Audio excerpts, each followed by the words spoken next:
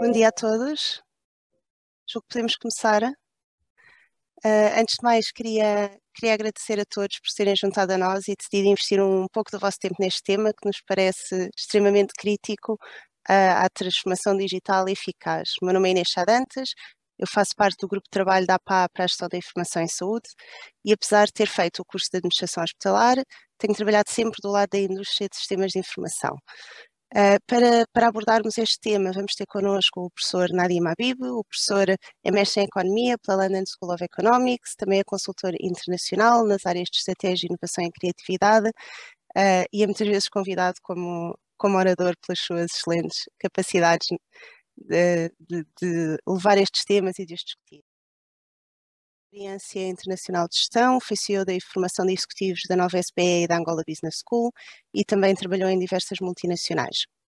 Como tem desenvolvido bastante trabalho no setor da saúde, pareceu-nos aqui um bom equilíbrio para aliar aquilo que é a liderança à transformação digital em saúde.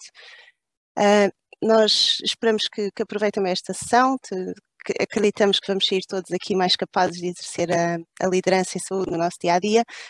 E antes de passar aqui ao professor Nadim para a ação, eu ia pedir à Rita Veloso que nos explicasse porque é que o Grupo de Trabalho de Gestão de Informação em Saúde decidiu organizar um workshop sobre liderança. A Rita quase que dispensa apresentações, mas vale sempre a pena reforçar que é uma força única aqui na luta pela liderança e pela transformação digital em saúde e alavanca muitos projetos inovadores nas instituições em que tem vindo a trabalhar. Atualmente é vogal executiva do Conselho de Administração do Centro Hospitalar Universitário do Porto. Rita, se puderes então dar aqui o pontapé de partida para o tema. Olá, bom dia professor Nadim. Olá Inês. Inês, obrigada pela pequena introdução que fizeste.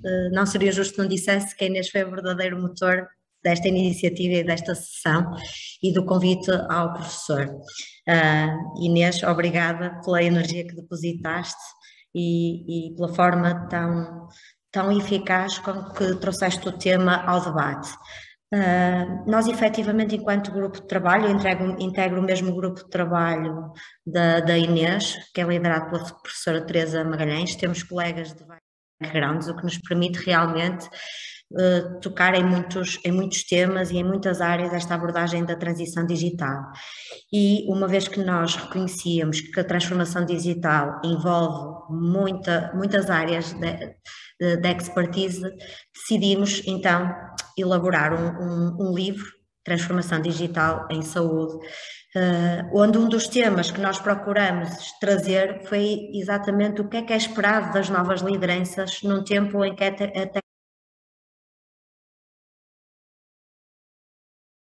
o que ela também nos mostrou foi que nós, enquanto instituições de saúde, não partimos todos do mesmo ponto de partida, não estávamos todos ao mesmo nível no que diz respeito à cultura da utilização do digital. E então, quando nós decidimos, eu e a Inês coordenámos em específico este capítulo, havia algumas perguntas que nós também queríamos ver respondidas enquanto profissionais nesta área e enquanto potenciais líderes que um dia poderíamos ser dentro de cada organização neste tema. E realmente concluímos que os problemas maiores não se tratam de falta de tecnologia, muitas vezes não é falta também de dinheiro, nós temos assistido e acompanhado o PRR muito de perto, também o nosso grupo. Realmente precisamos de líderes mais bem preparados para lidar com estas questões da inovação e precisamos também de líderes que sejam humildes para perceber que nós vamos ter sempre que liderar equipas que sobre estes temas vão saber sempre muito mais do que nós algum dia iremos saber, mas ainda assim temos que ser capazes de os inspirar e temos que ser capazes de construir em conjunto uma estratégia. Neste capítulo trouxemos alguns profissionais como o professor Daniel Ferreira, o professor Adalberto Campos Fernandes, o professor Henrique Martins, porque realmente queríamos ter várias visões do mesmo professor Francisco Lascocho. Todos eles dispensam apresentações, mas queríamos que este webinar fosse um complemento na voz do professor Nadim a estas várias lentes que nos ajudaram a escrever este capítulo e que realmente alertaram para algumas questões, como, por exemplo, o facto de ter que existir aqui líderes saudáveis. Se nós não formos líderes saudáveis, também não conseguimos construir equipas e projetos que eles próprios serão saudáveis.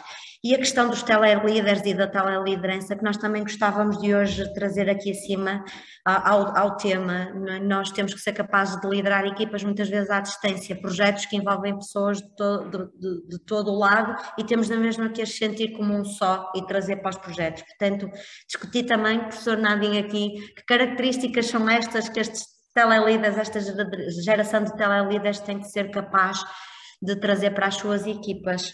E, portanto, nós achamos que os projetos de sucesso, que muitas vezes faz diferença, é ao nível do carisma da sua liderança, e que a falta de liderança muitas vezes também bloqueia a transformação digital. E, portanto, queríamos, neste sentido, que este webinar respondesse a algumas destas questões e ouvir, essencialmente, a sua perspectiva de nós, enquanto sociedade, o que é que ainda temos para aprender. Muito obrigada. Ok, obrigado. Não sei se é a minha vez. Inês, posso falar? Ok, great. Então, bom dia a todos e obrigado pelo convite e concordo completamente com a Rita quando falamos muito em liderança. Eu acho que o ponto de liderança aqui, queria só começar por partilhar convosco o que é que eu explico sempre aos meus alunos quando eu digo qual é a diferença entre um gestor / administrador e um líder, não é? E tipicamente porquê? Porque nós utilizamos as palavras, substituímos as palavras muitas vezes nas conversas do dia a dia. E o que é que nós dizemos aos nossos alunos é sempre a mesma coisa. Eu preciso da capacidade de gestão, de skills de gestão, de competências de gestão, para lidar com complexidade. E na saúde há uma coisa chamada complexidade todos os dias e por isso precisamos de desenvolver estas capacidades de gestão para lidar com complexidade. Precisamos, no entanto, capacidade de liderança para lidar com mudança. E eu acho que quando falamos muitas vezes o que líderes fazem, líderes forçam a mudança em organizações que não querem mudar. Gestores optimizam o processo existente que nós temos. E o que é que eu suspeito que nós todos andamos a fazer demais é a gestão e o que é que fazemos a menos é a liderança, embora eu concordo com o meu colega Pedro Pita Barros quando disse numa entrevista recentemente o que é que falta na saúde e boa gestão. E por isso a minha ideia hoje era de uma certa forma partilhar um pouco esta viagem que estamos a fazer, em que quando pessoas dizem, Nadim, qual é uma boa estratégia digital, eu digo, há boa estratégia, mas eu acho que o digital pode acrescentar muito à nossa capacidade estratégica hoje em dia e pode ser uma chave para, de uma certa forma, quebrar uma entropia que eu sinto que existe na saúde há muitos anos. Vou só partilhar os meus slides e são slides muito simples porque eu só comecei a fazer slides por causa da pandemia. Esta pandemia não era preciso fazer slides, mas já descobri que em Teams ou Zoom às vezes é porreiro ter uns slides ou dois, etc, etc. E eu acho que estamos a acabar a pandemia, não sei se estamos a acabar a pandemia ou estamos a começar com a Ucrânia ou uma misto dos dois, mas hoje ouvi que os casos estão a disparar outra vez, mas a realidade é que foi o maior exercício coletivo de mudança na história da humanidade. Eu acho que é importante olharmos para trás e vermos o que é que aprendemos nestes 24 meses. E para mim, 3 lições. Eu gosto de brincar que são 4 lições, porque a primeira lição é mais pessoal. Descobri que eu gosto dos meus filhos quando estão na escola. E eu acho que isto foi uma coisa importante para mim, mas de resto, do ponto de vista organizacional, o que é que aprendemos? Para mim, a primeira lição é a seguinte. A maioria das alterações que fizemos ao nosso modelo operativo, seja ele trabalho remoto, reuniões remotas, etc, etc, tudo isto fazia sentido antes da pandemia. E por isso a grande questão é que porque é que foi preciso uma pandemia para nós fazermos coisas que eram tão óbvias para nós. E eu acho que tem a ver um pouco com o facto que organizações não gostam de mudança. Organizações resistem à mudança. Nós na faculdade dissemos antes da pandemia, aulas à distância, não, isto nunca vai resultar, vamos olhar para isto daqui a 3, 4 anos, etc, etc. Mas fomos obrigados a fazer por causa da pandemia. E agora a questão é porque é que não fizemos antes? Não fizemos antes porque a realidade é que quando nós nos organizamos, começamos a gerir e quando gerimos, tendemos a não gostar da mudança. E acho que este é o primeiro ponto, que as organizações não gostam de mudança. Lição número 1. Lição número 2, no entanto, foi que todos nós fomos capazes de ir para casa e em 2 semanas mudamos. A coisa é impressionante. Trancamos os putos na casa de banho, sim senhora, mas o que é que foi fascinante ver? Eu, como consumidor em Portugal, seja ele da banca, de distribuição, de comprar roupa, etc, etc, eu não senti grande impacto da pandemia na qualidade da minha vida. Ou seja, eu consegui funcionar porque eu sei que milhares de pessoas foram para casa, ligaram portáteis, etc, etc, e começaram a funcionar. E eu acho que é um sinal muito forte do que, embora organizações não gostem de mudança, indivíduos são muito bons a mudar. E, de uma certa forma, começamos a perceber o papel do líder neste processo, não é? É tipicamente um líder entende que a sua organização não gosta de mudança e força a mudança, sabendo que as suas pessoas são capazes de mudar. E é por isso que falamos muito num líder que tem de forçar a mudança e ajudar a organização a lidar com a ansiedade da mudança. Se há uma organização cheia de ansiedade, a saúde, então, é uma daquelas áreas que nós vimos muitas vezes, não é? A terceira lição é mais complexa. A terceira lição tem um pouco a ver com o burnout que nós sentimos nas pessoas o ano passado. E foi interessante, porque pessoas disseram, Nadim, estou roto, estou cansado, etc, etc. E eu perguntava sempre, mas porquê? Não foste para o escritório, não estás num trânsito de manhã, não estás num trânsito à tarde, etc, etc. Estou a falar geralmente para o resto da economia, não necessariamente na saúde. E a pergunta é, porquê que as pessoas estão tão cansadas quando não estão no trânsito, estas coisas todas? E a realidade é que porquê? Porque eu sinto que tinha a ver com a nossa linguagem à volta da mudança. Nós dissemos às pessoas, implicitamente e às vezes explicitamente, vamos mudar, mas é temporário, depois vamos voltar. Não, eu lembro que o Hospital Santa Maria começou a entregar medicamentos em casa das pessoas no início da pandemia e depois voltou. E isto é horrível dizer às pessoas. Porquê? Porque dissemos às pessoas, vais mudar, mas tens de lembrar do antigo regime. E por isso vais trabalhar em 2 regimes. E o que é que começa a acontecer? Nós ocupamos o dobro do espaço mental das pessoas e por isso eu brinco a dizer, trabalhar durante a pandemia foi para muita gente como viver em casa de um amigo enquanto faço obras em casa. Não é? E por isso estou preso em 2 sítios, não consigo avançar, etc, etc. Ocupo largura de banda mental, bandwidth, que leva a um cognitive overload, como os americanos chamam isso, e obviamente isso leva rapidamente a burnout e resistência à mudança. E por isso, em qualquer projeto de mudança, seja ela um projeto de transformação digital ou não, o que é que nós sabemos? A partida, a organização não gosta de mudança. 2, as nossas pessoas são muito melhores a mudar do que coletivamente.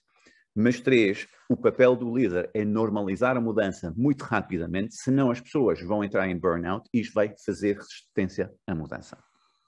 Mas, sabem, quando nós falamos da pandemia, e muito da conversa à volta da saúde tem tido com a pandemia, e eu entendo porquê, porque de uma certa forma tivemos uma crise de saúde, mas mesmo antes da pandemia as coisas não andavam bem. Eu acho que dos últimos 10 anos não me lembro de um único ano alguém dizia-me, pá, a SNS está a correr lindamente. Não é? Tipicamente, o que é que nós sabemos? Mesmo em 2019 já havia situações em que eu tenho que confessar que a saúde era um tópico para mim. Eu não sou especialista em saúde, mas eu comecei a aprender sobre saúde porque eu, como professor de gestão e alguém que faz investigação na área de gestão, fascinou-me a saúde porque nunca vi um setor que tinha tantas dificuldades em gerar melhorias que pudesse levar a mais recursos para investir em inovação e outras áreas. A saúde pré-Covid, para mim, e eu acho que estamos a regressar no pós-Covid também, estava assente em vários desafios. O primeiro é que a saúde há décadas que tem dificuldade em gerar melhorias de produtividade. Nós produzimos muitas consultas e interações, mas do ponto de vista da outcome de saúde, eu tenho que confessar que tem sido muito difícil para o setor gerar melhorias de produtividade, ou seja, a única maneira que parece que nós conseguimos dar mais saúde às pessoas é deitar mais dinheiro em cima deles e mesmo cada euro que nós metemos a mais parece não produzir o impacto que nós esperamos acontecer. E por isso os déficits andam a disparar, mesmo com o aumento de orçamentos, e eu acho que isto é a primeira lição que temos de ver. Nós temos problemas de produtividade na saúde que é preciso endereçar. A consequência disso tem sido, nos últimos 10 a 15 anos, um excessivo foco no controle de custo de investimento, ou seja, o financiador, Estado, seja ele Ministro de Finanças ou o coitado Ministro de Saúde que leva por tabela, anda obcecado em controlar custo de investimentos naquela de vamos controlar isto até melhorarmos a produtividade. Mas o problema é que, dado que isto não acontece, isto torna-se a doença crónica que depois gera o quê? Enorme dificuldade para o sistema em cumprir promessas, seja ele de tempo ou de acesso do curso, não é? Ou seja, leva muito mais tempo que devia e muitas vezes nem aparece, não temos acesso para as coisas que nós precisamos, não é? Isto obviamente depois impacta e leva atraso na introdução da inovação, porque um sistema que está em modo de sobrevivência não vai introduzir inovações nenhumas, porque pessoas dizem, espera aí Nadim, vamos esperar até isto acalmar, não é?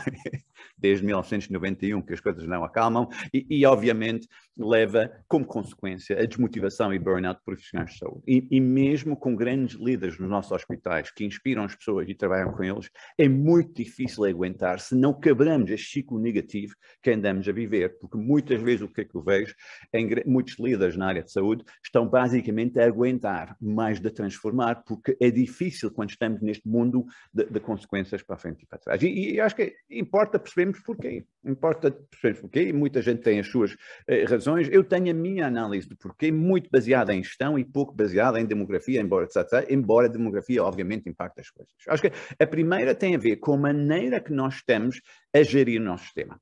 Nós temos um sistema de saúde muito desenhado para o que é que nós chamamos de eficiência. E nós esquecemos um pouco, para eu ser eficiente, eu preciso de 2 ou 3 coisas. Para eu ser eficiente, a eficiência tipicamente é um processo produtivo linear, em que eu tipicamente combino ingredientes e mão de obra, não é? E para eu ser eficiente, eu preciso de ter enorme previsibilidade na minha máquina. Ou seja, um restaurante que sabe quantas pessoas vêm amanhã vai ser muito mais eficiente do que o restaurante que não sabe.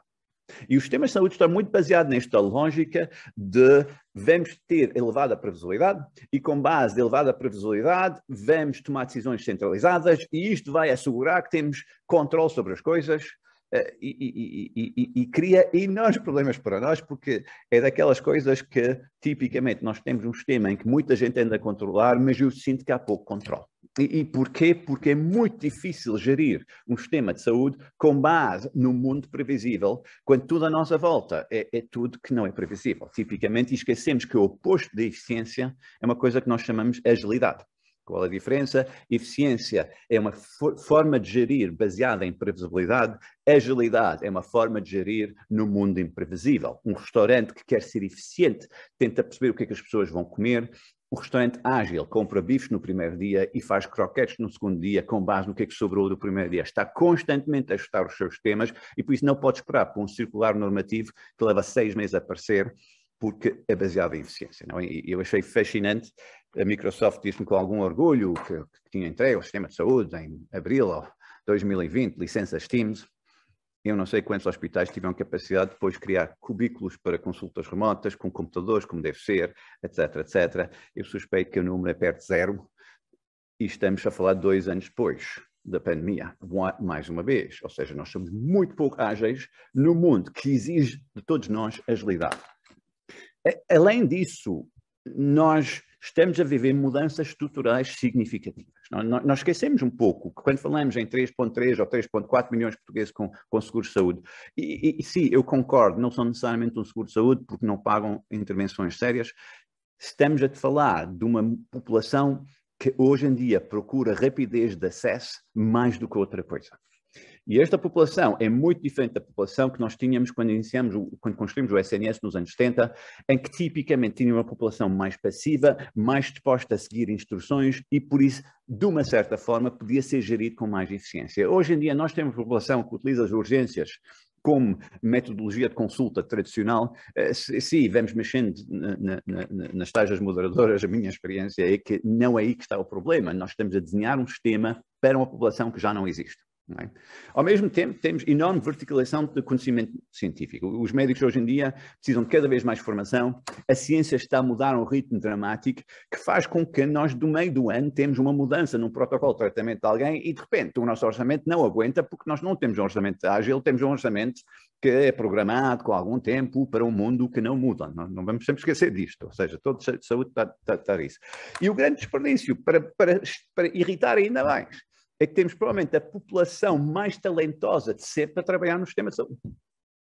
Enfermeiros com muito mais formação que tinham há 10 anos ou há 20 anos, médicos com muito mais capacidade de gestão, porque já estamos a incluir isto na sua formação, muito mais motivados, e por isso todo o nosso sistema está desenhado para dar mais poder às pessoas dentro do sistema, mas continuamos a gerir de forma completamente diferente. Eu acho que isto tem tido também impacto e aumento do número de consultas, que muitas vezes é apresentado pelos governos, seja ele da PS ou do PSD, etc, etc. Estamos a aumentar consultas, não é necessariamente um sinal que estamos a fazer bem, como eu costumo dizer, volume não necessariamente outcomes, e isto tem sido um desafio para nós. Não é?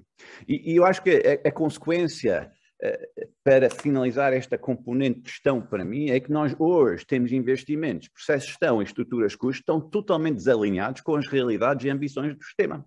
Ou seja, eu estou a gerir de forma errada, estou a investir de forma errada, estou em estruturas de forma errada, e não estou a dizer que é errado porque é mau, estou a dizer que não está alinhado com as ambições do sistema e as realidades do sistema. E é neste ambiente que nós temos que começar a pensar, se eu vou transformar o meu sistema, o que é que eu posso fazer? E neste processo, qual é o papel da tecnologia nesta transformação? Okay? Porque eu sei, eu já participei em muitos debates, eu acho que se é uma coisa que fazemos muito bem em Portugal e debatemos a saúde, em que falamos muito de uma situação de mudança macro a partir do Ministério, mas eu já hoje em dia acredito muito mais em melhor gestão ao nível de unidades e o benchmarking destas práticas para, de uma certa forma, começar a ganhar mais direito, a ganhar autonomia dentro do sistema. Okay. Então, 3 grandes objetivos para quem gera na saúde hoje. E acho que a Inês disse que também é formada em administração hospitalar, não é? Por isso, muita gente... E a coisa que mais fascina na saúde é a quantidade de pessoas que querem trabalhar e contribuir para o sistema. Isto é muito positivo para mim.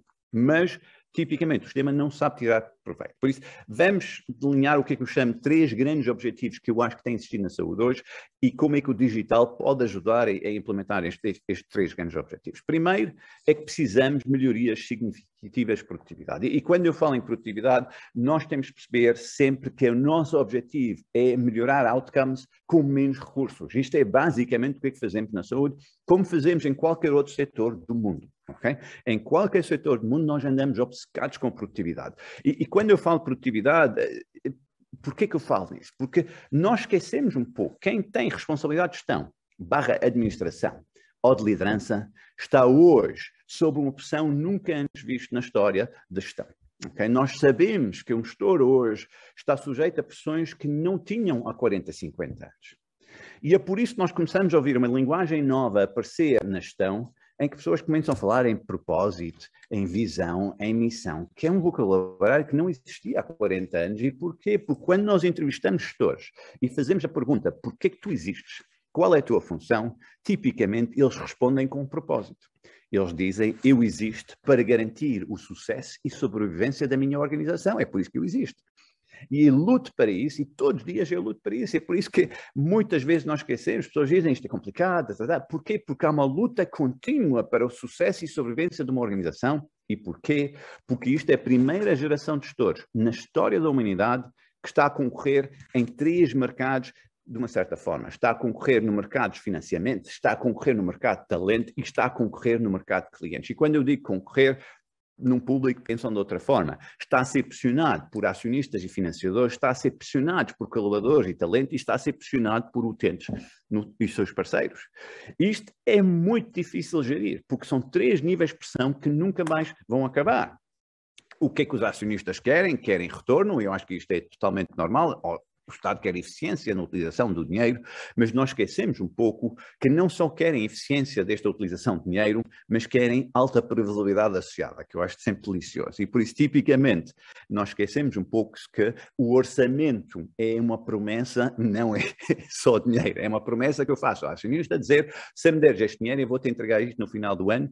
E, como eu gosto de dizer, imagina um dia em que eu ligo para o acionista e digo, olha, eu tinha este orçamento, mas o mundo mudou. A resposta mais frequente do acionista é que quer lá saber.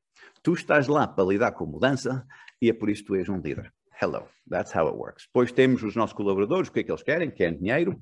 A saúde aqui não tem sido muito boa a entregar o que é que nós precisamos, mas esquecemos que eles querem outra coisa, também querem previsibilidade. Não, eu gosto de dizer sempre que um colaborador que tem previsibilidade de carreira vai aceitar menos dinheiro. E aí a saúde tem falhado completamente. Eu não consigo dizer a alguém como é que vai ser a sua carreira nos próximos 5, 6 anos e não consigo lhe dar dinheiro suficiente e por isso o que é que sobra? E eu acho que as saídas da saúde têm sido muito consequência desta coisa e depois nós, finalmente os utentes querem o quê? Querem dinheiro no sentido, querem mais recursos dedicados, melhores hospitais, mais lindos, etc, etc, etc, e querem saber quando é que vão ser atendidos. E por isso, qualquer gestor, seja ele alguém no setor privado, no público, na saúde ou na restauração ou na banca, basicamente tem como objetivo fazer 2 coisas. De um lado, temos de gerar melhorias de rentabilidade sustentáveis e do outro lado, temos de lidar com falta de previsibilidade. Ou como gosto de dizer às pessoas, dizem, Nadim, eu sou chefe disto, líder disso, e pá, tens dois empregos, basicamente. 2 coisas que tens de fazer. Tens de entregar resultados hoje e tens de preparar a organização para amanhã. E eu acho que quando a Inês e a Rita falam em liderança, estão a falar muito do ponto 2. Não? O ponto 2 é, eu tenho que preparar a minha empresa para amanhã, eu tenho que preparar o meu hospital para amanhã, porque o meu utente está a mudar, os médicos estão a mudar, os enfermeiros estão a mudar, a ciência está a mudar, e se eu não preparar estas coisas, então vou ter problemas mais tarde do ponto de vista de produtividade. Mas eu tenho de entregar resultados hoje. E o problema muitas vezes é que nós estamos pessoas muito boas no entregam resultados, mas depois não conseguem fazer mais. Eu não vou criticar um ex-ministro de Finanças, mas nós tínhamos um ministro de Finanças anterior a este, 2 anos deste, que basicamente entregou resultados, não é? Cortou custos, cativações, coisas dessas, e entregou resultados. Muito bem. Mas não preparou a organização para amanhã. E a consequência hoje é que nós temos um sistema que basicamente é mais cínico em relação a orçamentos. Nós tipicamente hoje, quando alguém diz que temos 300 milhões para a saúde, alguém diz sim, mas cativações são quantos, não é? E depois temos outras pessoas que falam muito no amanhã, mas não entregam resultados hoje, também é um problema. Então, para nós vermos isto, como é que vou entregar resultados hoje? É simples. Eu tendo a focar muito a melhoria de produtividade. E como é que eu calculo produtividade? É simples, produção por hora, ou se vocês quiserem, outcomes por hora de trabalho, dividido por custo por hora de trabalho. E aí o digital tem enorme espaço de manobra que nós não fazemos, não é? As únicas pessoas que medem isto, na minha experiência, são advogados. E não é por acaso que os advogados são mais ricos, não é? Porque basicamente eles sabem que quando trabalham com o talento, nós vendemos o nosso tempo e o nosso conhecimento. That's it. E a mesma coisa acontece em saúde. Eu tenho uma combinação de pessoas que juntos têm conhecimento e tempo, e eu tenho de maximizar o outcome daquele tempo. O talento está na chave de tudo que nós fazemos, e muitas vezes nós esquecemos disto. Agora, há 3 maneiras de melhorar a produtividade, e a tecnologia pode participar em cada uma delas, e por isso muitas vezes quando eu falo com pessoas que dizem estamos interessados em transformação digital, eu começo por dizer para quê? Porquê que eu quero investir em digital? A primeira é eu quero reduzir custo laboral desnecessário. Muito bem. Não é? Podemos fazer self-check-in, podemos fazer, utilizar muito mais tecnologia de self-service ao doente, que de uma certa forma pode ajudar. Podemos introduzir tecnologia de self-service aos nossos profissionais de saúde, em que eles não precisam de preencher tanta coisa e de uma certa forma aí o que é que acontece? Conseguimos reduzir o custo laboral envolvido em muitos processos e por isso isto é nível 1 e nós temos visto isto acontecer muito na banca, por exemplo, em que hoje na banca os bancos tipicamente dizem ao cliente faz tu o teu trabalho, faz as tuas próprias transferências, faz estas coisas todas. Eu acho que há muito espaço na saúde para fazer isto. E fascina-me eu não conseguir marcar consultas com a mesma fluidez na saúde, especialmente nos cuidados primários, que eu posso fazer. Não é? Fascinou-me que fomos capazes de montar um sistema de vacinação, de marcação online e depois SMS resposta, mas nunca pagamos nenhuma destas aprendizagens e não fomos capazes de introduzir, especialmente nos cuidados primários, em que eu acho que há muito mais ligação ao consumidor em que podemos trabalhar estas coisas. O segundo nível de melhoria de produtividade tem a ver com as horas. Isto é um shift mental, porque no 1 eu penso as pessoas como custo, no 2 eu digo as pessoas não são custo, as pessoas trazem-me X horas por dia e a minha obrigação como gestor é converter estas horas em outcomes. Outcomes de saúde, outcomes de resultados, etc, etc. E aí nós temos visto no setor privado iniciativas como Kaizen, como Total Quality Management, que envolvem as pessoas nisto. E mais uma vez, a digital tem enorme espaço aqui. Porquê? Porque ao criar métricas, a medir coisas, a montar processos como CRMs, etc, etc, eu consigo fazer muito mais trabalho e consigo evitar as horas que os meus profissionais gastam em coisas desnecessárias. Não é? Não preciso dizer que muitas vezes falta uma transformação digital na eficácia dos instrumentos que os nossos profissionais utilizam no seu dia-a-dia, que frustra-me e eu acho que frustra toda a gente no processo. E, finalmente, o grande outcome é utilizar a tecnologia para melhorar a produção. E quando eu falo melhorar a produção, eu falo muitas vezes no setor privado é faturar mais a cada cliente e criar mais valor a cada cliente. No setor público é muito mais criar melhores resultados por cada interação que eu tenho. And that's tough. Não é? E conseguimos ver aqui coisas como consultas remotas, como intercalares entre pós-cirúrgicas podem fazer muito mais sentido do que outras coisas. A psiquiatria, por exemplo, o remoto pode ser muito mais agressivo, em que eu posso ir muito mais longe, mas também permitir a pessoas processo de aprendizagem utilizando tecnologia. Muitos médicos que precisam de aprender, não precisam ir a um congresso durante o fim de semana. Como é que posso utilizar a tecnologia para estas coisas, em que é criado pelo hospital e não necessariamente sempre dependente de pessoas externas que depois vão organizar para nós em que temos de ir, etc, etc.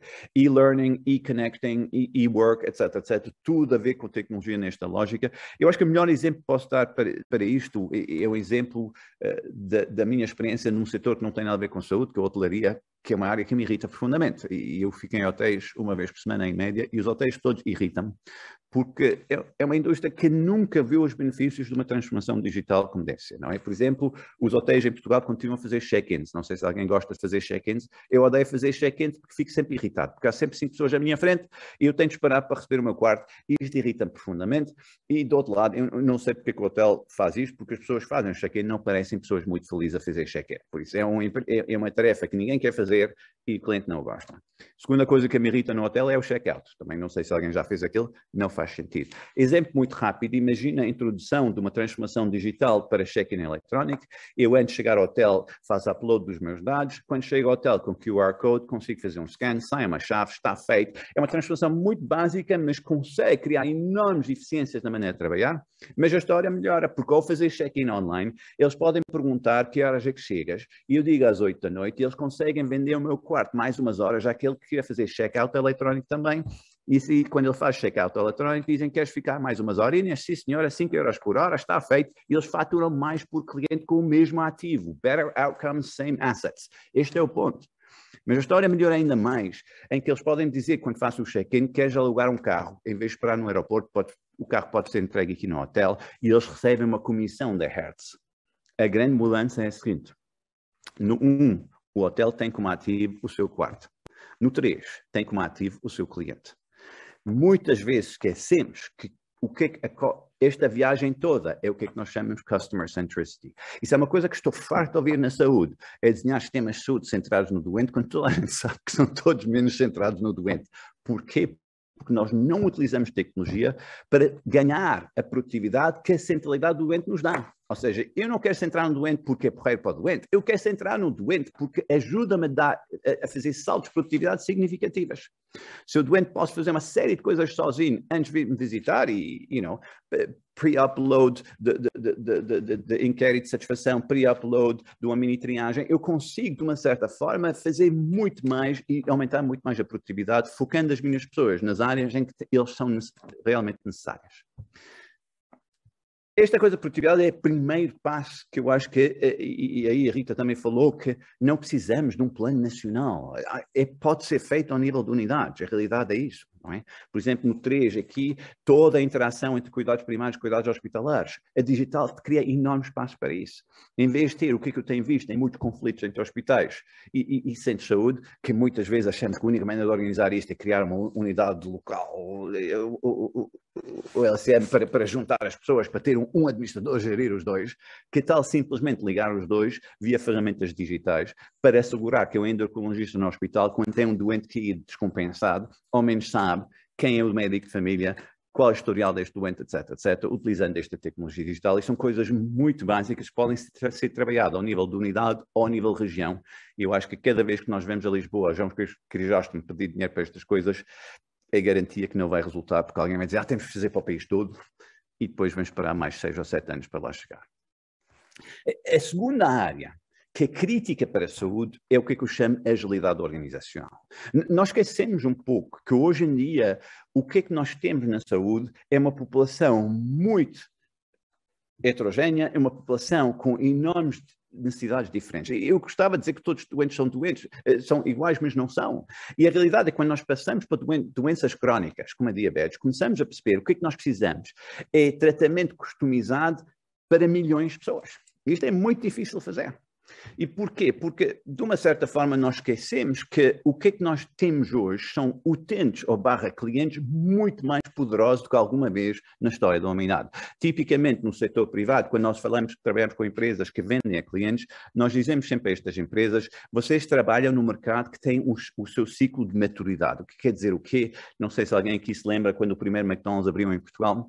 Foi em 1991, e tipicamente, se alguém se tivesse metido na fila em 1991 a pedir um cheeseburger sem pickles, a senhora dizia, não queres o pickle, tira tu, agora sai do caminho, porque eu tenho mais 400 pessoas que gostam assim, porque tipicamente, no início de qualquer mercado, todo o poder está do lado do fornecedor. Quem fornece o serviço tem o poder, é aqueles primeiros Apples, quando pessoas dormiram na rua antes, em frente da loja para comprar. Mas, tipicamente, o que acontece? O mercado cresce, há novos players a entrar, Burger Kings, etc. Nós vemos isto na banca, na distribuição alimentar também. Mais tarde, o mercado standardiza, todos começam a parecer iguais. Hoje, nós achamos empresas de telecomunicações são iguais, achamos a banca igual, etc, etc. E, mais tarde, os frágeis saem do mercado. E este processo de maturação, nós esquecemos uma coisa. Durante esta viagem toda, o poder foi lentamente transferido do fornecedor para o cliente. E hoje os clientes entram no McDonald's e dizem que quer um cheeseburger sem pickles e a senhora diz, o quê? Sim, senhora, por que não se sente? Eu levo para a mesa. E este é o grande shift que nós temos. E isto diz que hoje os nossos clientes, utentes, que às vezes médicos chamam pacientes, eu chamo-os impacientes, estão a entrar no nosso sistema e precisam de um tratamento completamente diferente. Porquê? Porque, basicamente, eles vão exigir. Esta crescente urgência não urgente é simplesmente um sinal de uma população mais exigente. E por isso, se eu não consigo uma consulta no centro de saúde, se eu não consigo outra consulta, vou dar um saltinho à urgência e se correr bem, vai ser mais depressa. E o que é que vai acontecer? Cada vez que nós tentamos barrar aquilo, vai acontecer que eles vão encontrar a maneira de dar a volta. Okay? Eu assisti a uma cena nas urgências de São Francisco Xavier há alguns anos, foi giríssimo, uma senhora 70 e tal anos, conduzir um carro, deixou o marido na triagem, foi estacionar o carro e quando ela voltou, ele tinha uma coisa amarela. E ela disse, lavaste amarelo, não lavaste mais. Não, eu tinha verde. E ela disse, não lavaste um verde, não tinhas amarelo. Ele disse, não, mas não disseste que tinhas um aperto no peito. Ele disse, amor, eu não tenho um aperto no peito. Ela disse, mas se disseres aperto no peito, eles dão-te lá um para cima. Ou seja, isto é o novo do vento. Vocês podem fechar com triagens, eles vão inventar. Vocês podem inventar taxas moderadoras, eles vão inventar. Confia em mim. O ponto não é que eu vou ter de bloquear acesso. O ponto é que eu tenho de trabalhar com este novo doente mais inteligente, mais qualificado, que tem mais poder, para juntos conseguirmos. E aí o digital, outra vez, traz-me enormes vantagens em termos de self-service e uma série de outras coisas que permite ir lá fora. Triagem remota é uma das coisas que nós não temos conseguido bem. A linha 24 é um primeiro passo, but why can't we go further? Não é? Eu acho que isto faz com que a maioria de nós hoje, quem gera, está a lidar com muitas mudanças. E 3 dimensões que eu gosto de falar sempre é, primeiro, na melhoria da produtividade, como já falamos, em que nós tipicamente vemos de uma geração de gestor muito preocupados com os custos, e hoje temos a primeira geração de gestores muito mais preocupados com os outcomes, porque eles começam-se a perceber, se eu conseguir fazer isso, eu mudo a produtividade, e mudar a produtividade tem um impacto muito significativo para nós. A segunda, na evolução dos nossos mercados, em que vamos muito menos falar de produtos e muito mais focado no utente, muito menos focado em isto é a minha área e muito mais focado no utente, ou seja, desenhar a volta do utente e não desenhar a volta da minha área só, para evitar que o doente vai saltitando entre unidades, porque basicamente cada unidade tem a sua especialização em termos de produtos. E depois, finalmente, nas mudanças do mundo, acho que hoje em dia toda a gente aceita isso, do mundo brutalmente previsível para um mundo completamente maluco em termos de turbulência, e é por isso que nós começamos a falar em agilidade organizacional, que é o quê? É basicamente construir sistemas capazes de tomar decisões. Nós não podemos ter decisões tomadas na João Crisóstomo, na ARS, quando eu tenho um problema, no Alto Minho eu tenho um problema para resolver na Cova da Beira. Eu preciso de uma organização capaz de, em qualquer momento, tomar a decisão certa no local certo, na altura certa. E é por isso que eu preciso repensar o fluxo de informação. Nós, tipicamente, quando desenhamos decisões centralizadas em Lisboa ou na ARS, nós temos toda a gente a produzir a informação para entregar a esta gente que vai tomar decisões. Nós precisamos repensar o nosso IT e a transformação digital para hoje entregar mais informação aos enfermeiros e mais informação aos médicos para eles conseguirem tomar decisões sustentadas em informação. Fascina-me sempre quando eu tenho médicos que dizem, eu não sei. Dizem que temos segundas consultas a mais. Temos de baixar. Ok? Porque tem segundas consultas a mais? Não sei. Como é que nós estamos a produzir esta informação? Fascina-me que alguém num call center da Farfetch, quando tem uma queixa de um cliente, consegue saber quanto é que este cliente vale para a empresa e diz-lhe, podes oferecer até 100 euros para resolver o problema, tem muito mais poder de tomar a decisão do que muitos profissionais de saúde nas unidades de saúde que nós temos. E porquê? Porque os nossos sistemas digitais não são desenhados para entregar a informação certa, a pessoa certa, no sítio certo para tomar a decisão. Nós tipicamente centralizamos e controlamos mais do que outra coisa. E por isso, na essência, o que é que eu preciso digital? Se não é para produtividade, é para quê? é para alinhar pessoas primeiro, porque se nós, através do digital, conseguimos entregar as informações certas para as pessoas, isso permite-nos mais tarde dar autonomia. Pessoas que têm informação tendem a tomar decisões certas. Pessoas que não têm informação tendem a inventar soluções. Acho que toda a gente já viu coisas dessas e tem sido muito da nossa maneira de fazer. E depois, finalmente, a terceira área de intervenção do ponto de vista da transformação digital, que também tem de ser trabalhada, é o que nós gostamos de chamar novos modelos de intervenção. Nós não podemos pensar hospitais separados do centro de saúde, unidades separadas, e esperar que vai haver uma coordenação qualquer lá em cima de uma ARS ou alguém, etc, etc. Porque o digital muda a estrutura da nossa economia de forma profunda. Okay? Antigamente, o que é que nós falamos muitas vezes? Dizíamos muitas vezes que nós tínhamos empresas grandes e pequenas, hospitais e centros de saúde. E dizemos que são diferentes. Porquê? Porque uma empresa grande trabalha classicamente escala e standardização. Pensam um negócio que vende fatos para homem, não é? Um negócio que vende fatos para homem tipicamente faz o quê? Standardiza os tamanhos dos fatos e depois faz o quê? Tenta construir em grande escala e diz ao cliente, eu vou dar a melhor relação preço-qualidade, por isso compra os fatos aqui. Mas se eu vestir 41.2, tipicamente sou obrigado a comprar um 42 ou um 40.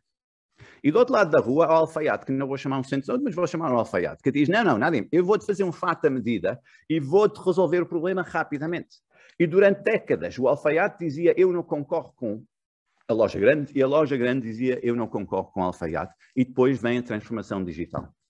Hoje, eu, através da transformação digital, se eu tiver um apartamento em Lisboa, eu sou pequeno, mas consigo concorrer com todos os hotéis em Lisboa. Ganhei em escala. Não há razão nenhuma não ter consulta de especialidade no centro de saúde utilizando o digital e o hospital como apoio.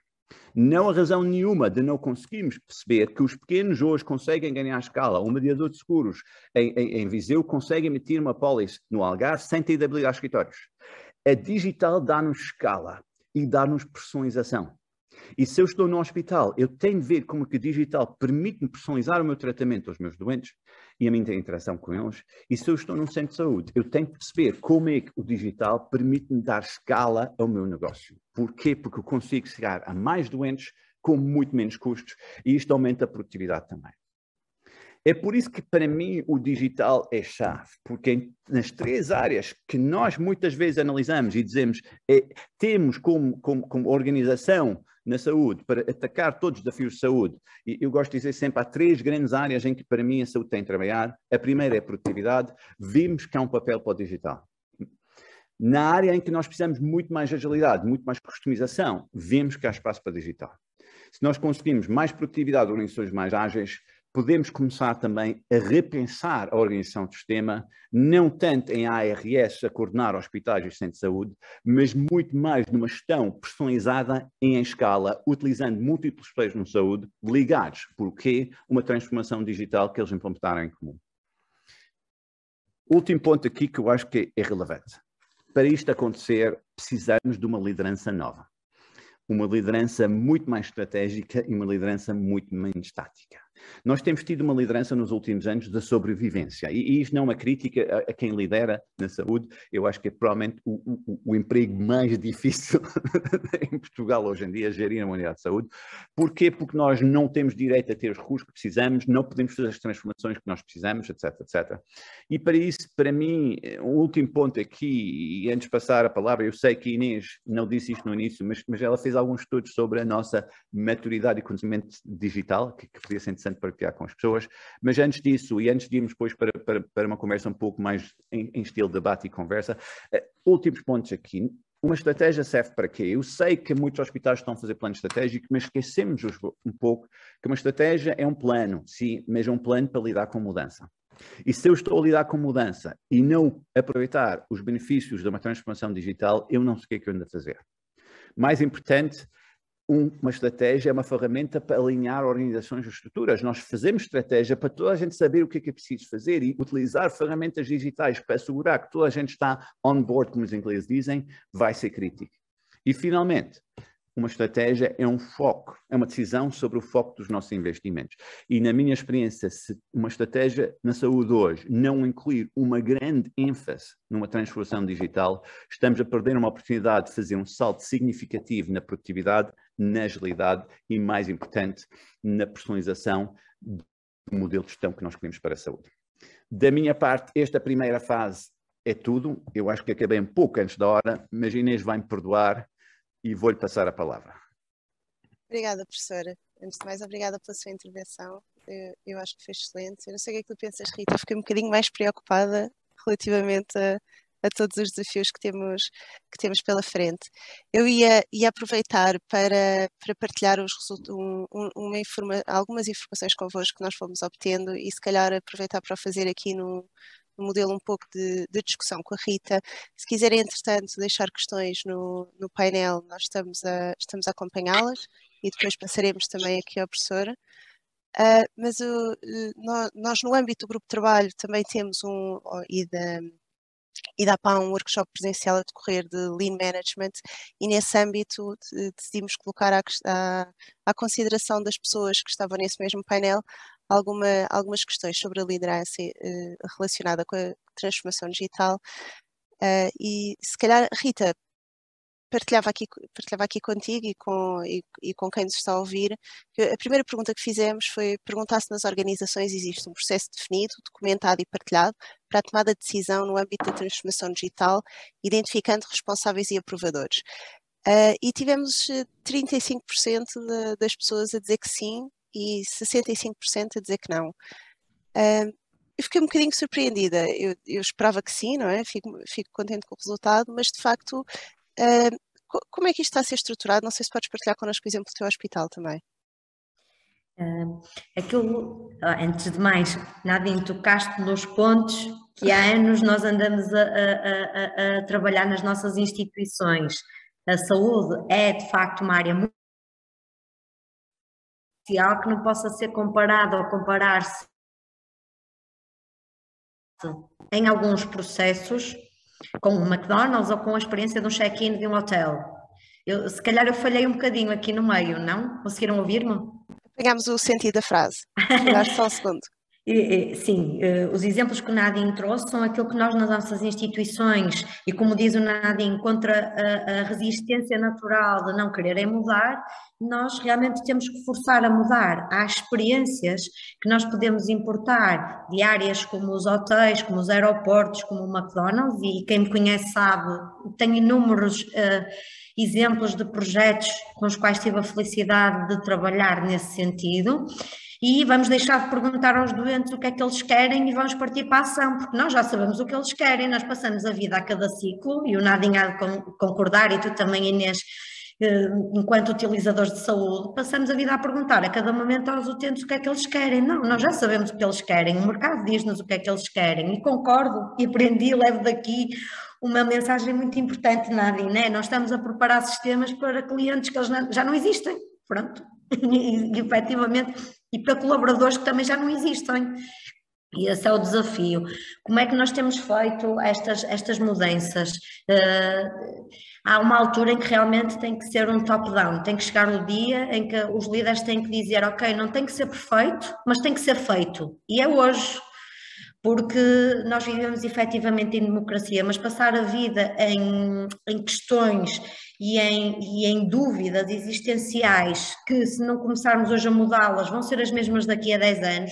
Eu não vou ter mais recursos humanos, eu não vou ter mais dinheiro, eu não vou ter, se calhar, um sistema no seu todo sem problemas, mas nós temos que começar hoje. E essa mudança, não há dúvida que nós temos que estar disponíveis para deixar muitas vezes a plantinha, a semente plantada, e se calhar nunca seremos nós a cortar a fita. E eu acho que também temos esse problema quando estamos num conselho de administração, é que temos de ser capazes de iniciar processos que se calhar nós já não os vamos acompanhar até ao fim.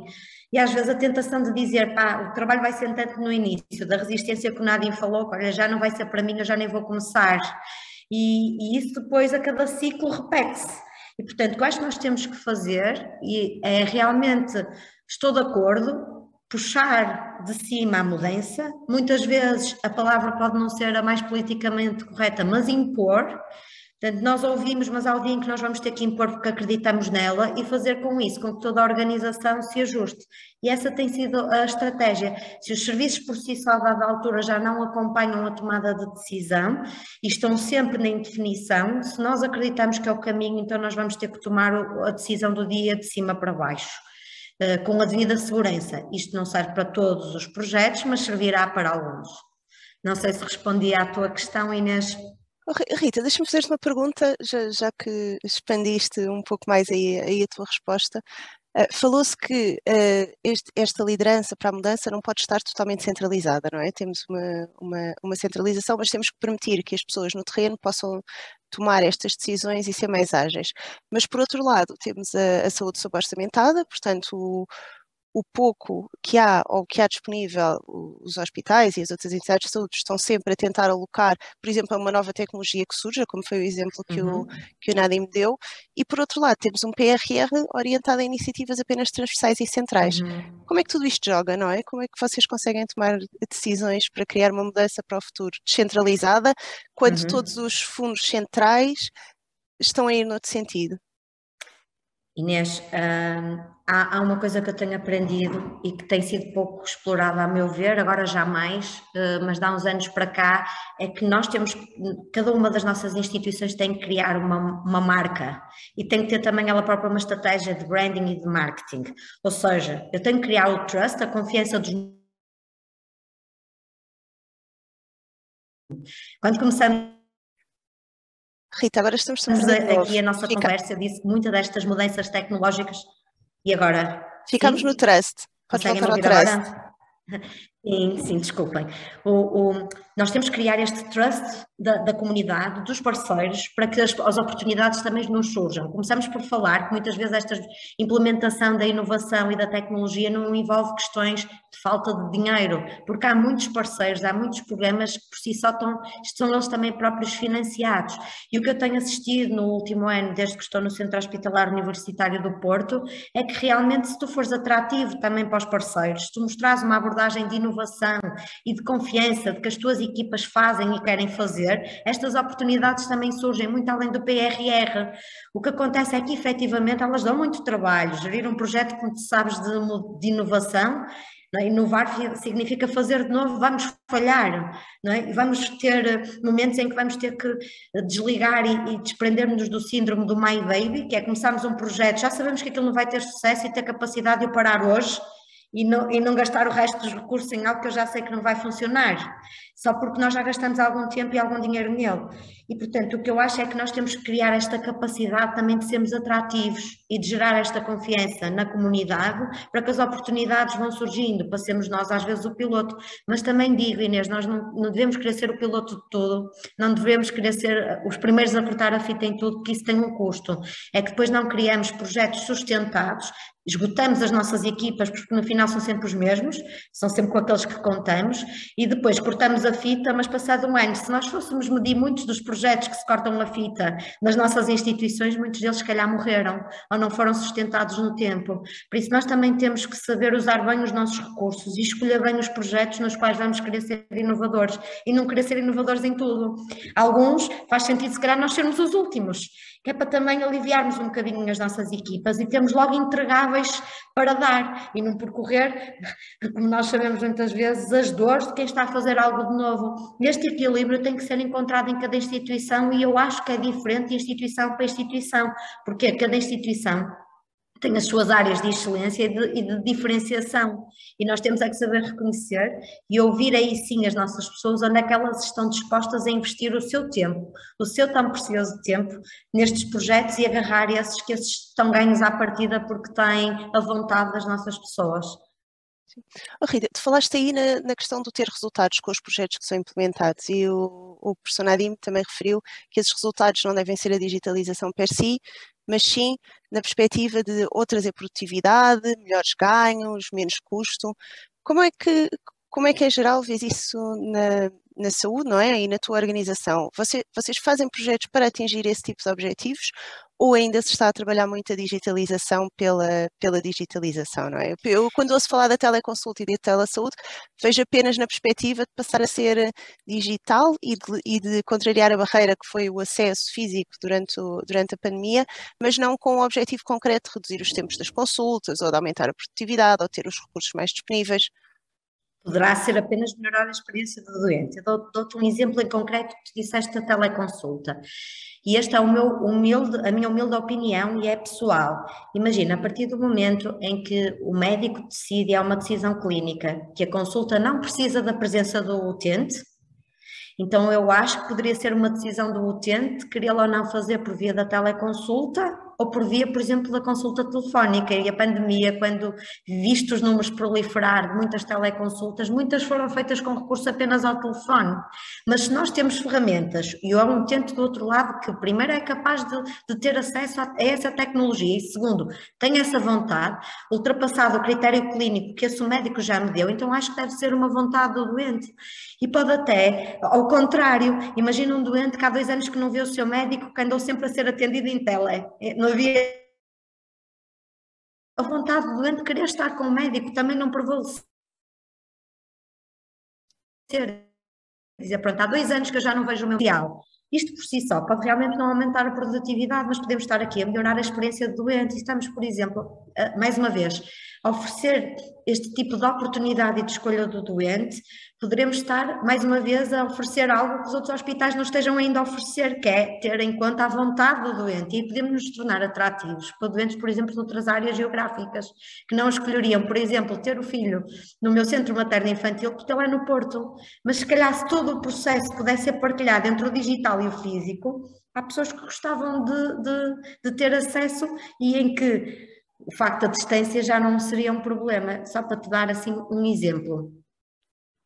Mas isso também implica que os nossos líderes, que os líderes para a transformação digital estejam mais atentos ao que é que o utente quer, não é? E neste momento, pelo menos da experiência que eu tenho tido, os nossos processos de recolha de feedback ainda são muito rudimentares, não é? Nem sequer temos essa parte devidamente digitalizada, e há pouco o professor dava exemplos de outras indústrias. Neste momento o que se faz muito noutras indústrias é o closed loop, ter a certeza que depois de um feedback se responde logo ao utente, se dá uma opção, um feedback, e nós ainda não estamos sequer aí, não é? Como é que ou seja, onde é que chegamos a essa audição ativa daquilo que o utente quer para conseguir ajustar? Isso também é um ponto, e vai ser um ponto importante desta liderança digital.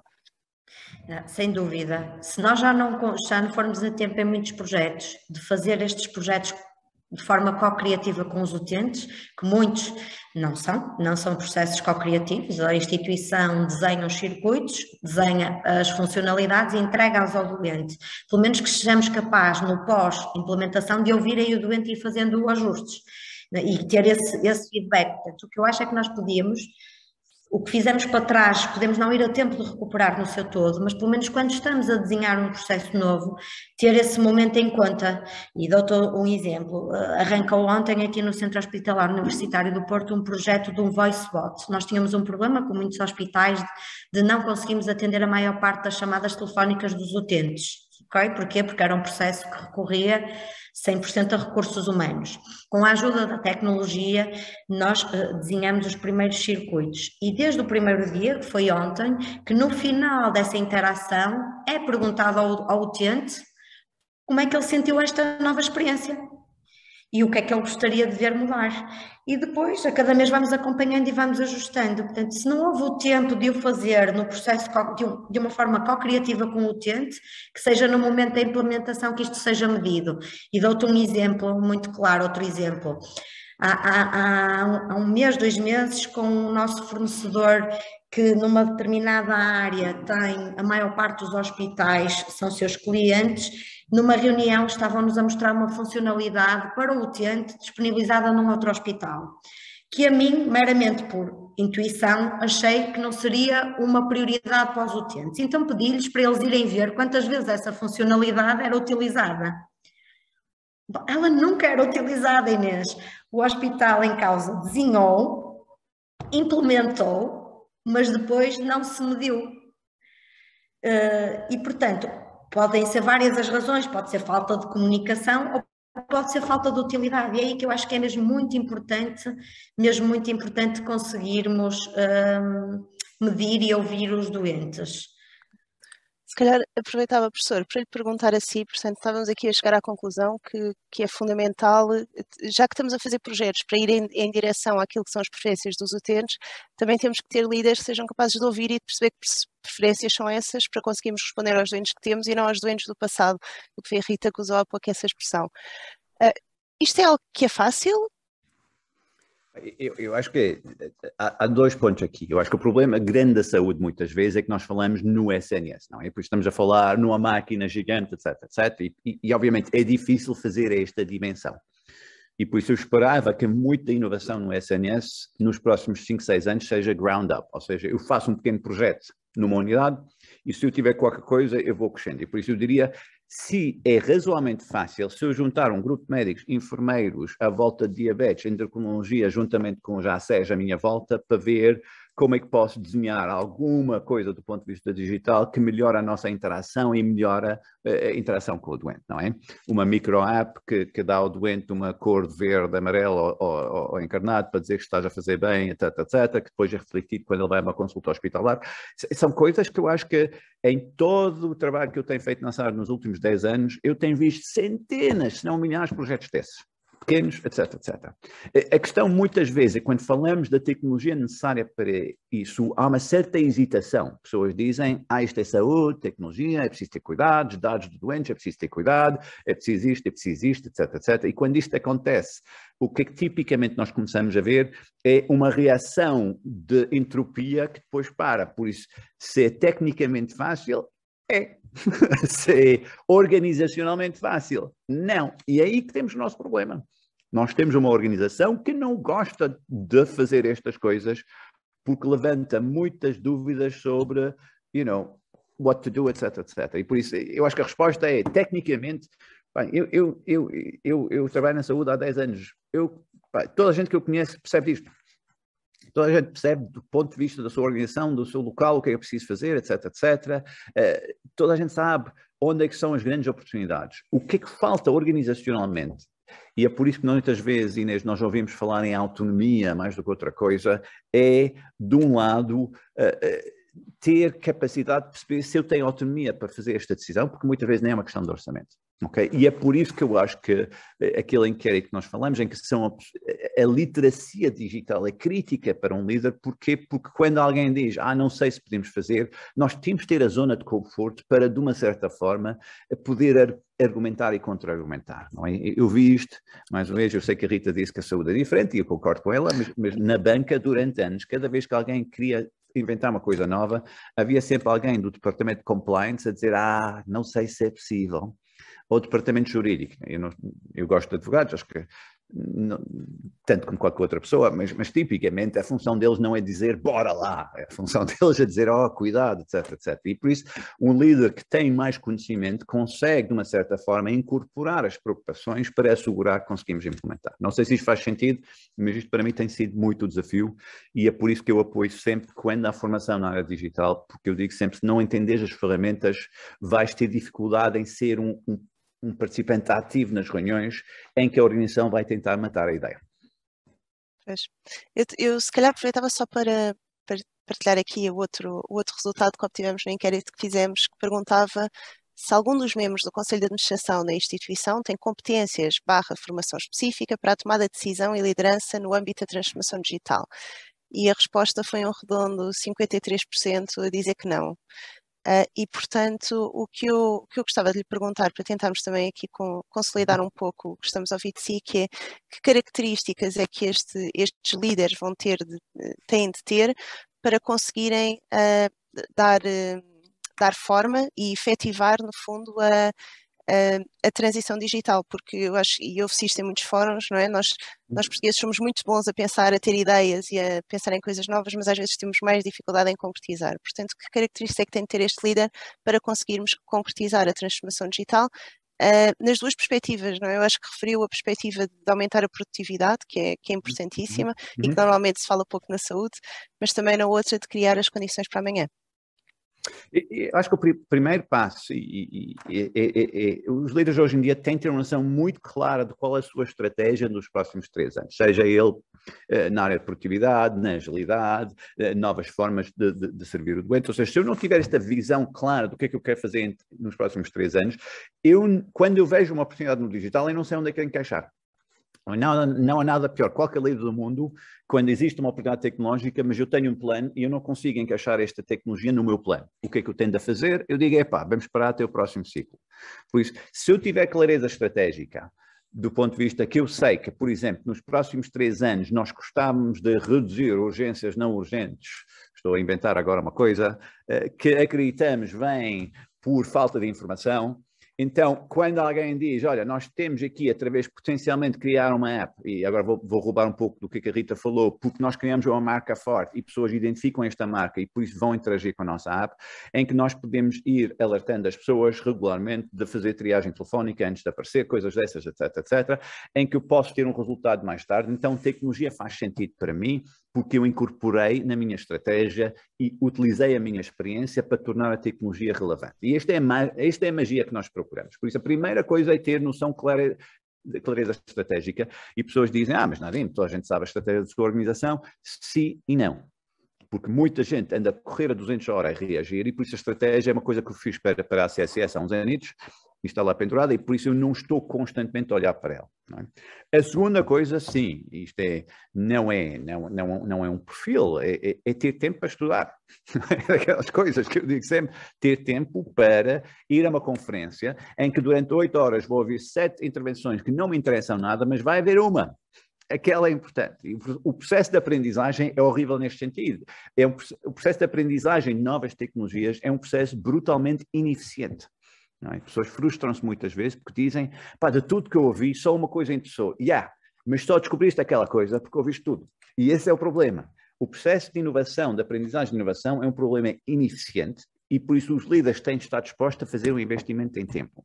E por isso é a segunda característica. E depois a terceira é ser um gestor de projeto, ou seja, quando finalmente decidimos avançar, é gerir os projetos e os stakeholders constantemente para assegurar que acontece e pegar nos quick wins, aquelas pequenas vitórias, para ir buscar a próxima, não é? Eu lembro quando nós argumentámos para o governo português que a Nova ia atrair mais alunos internacionais com base na liberdade, autonomia que eles iam dar para gerir. Eu lembro que cada vez que apareceu um aluno internacional, nós, reporta lá para provar que isto está a resultar. Não? E nós precisamos deste energizar a volta disso. Eu acho que se fizermos isto, tipicamente, começamos a poder virar-nos para dentro e as pessoas vão nos ver como alguém que ajuda a desbloquear a mudança do que alguém que diz, desculpe, não é possível. Não é?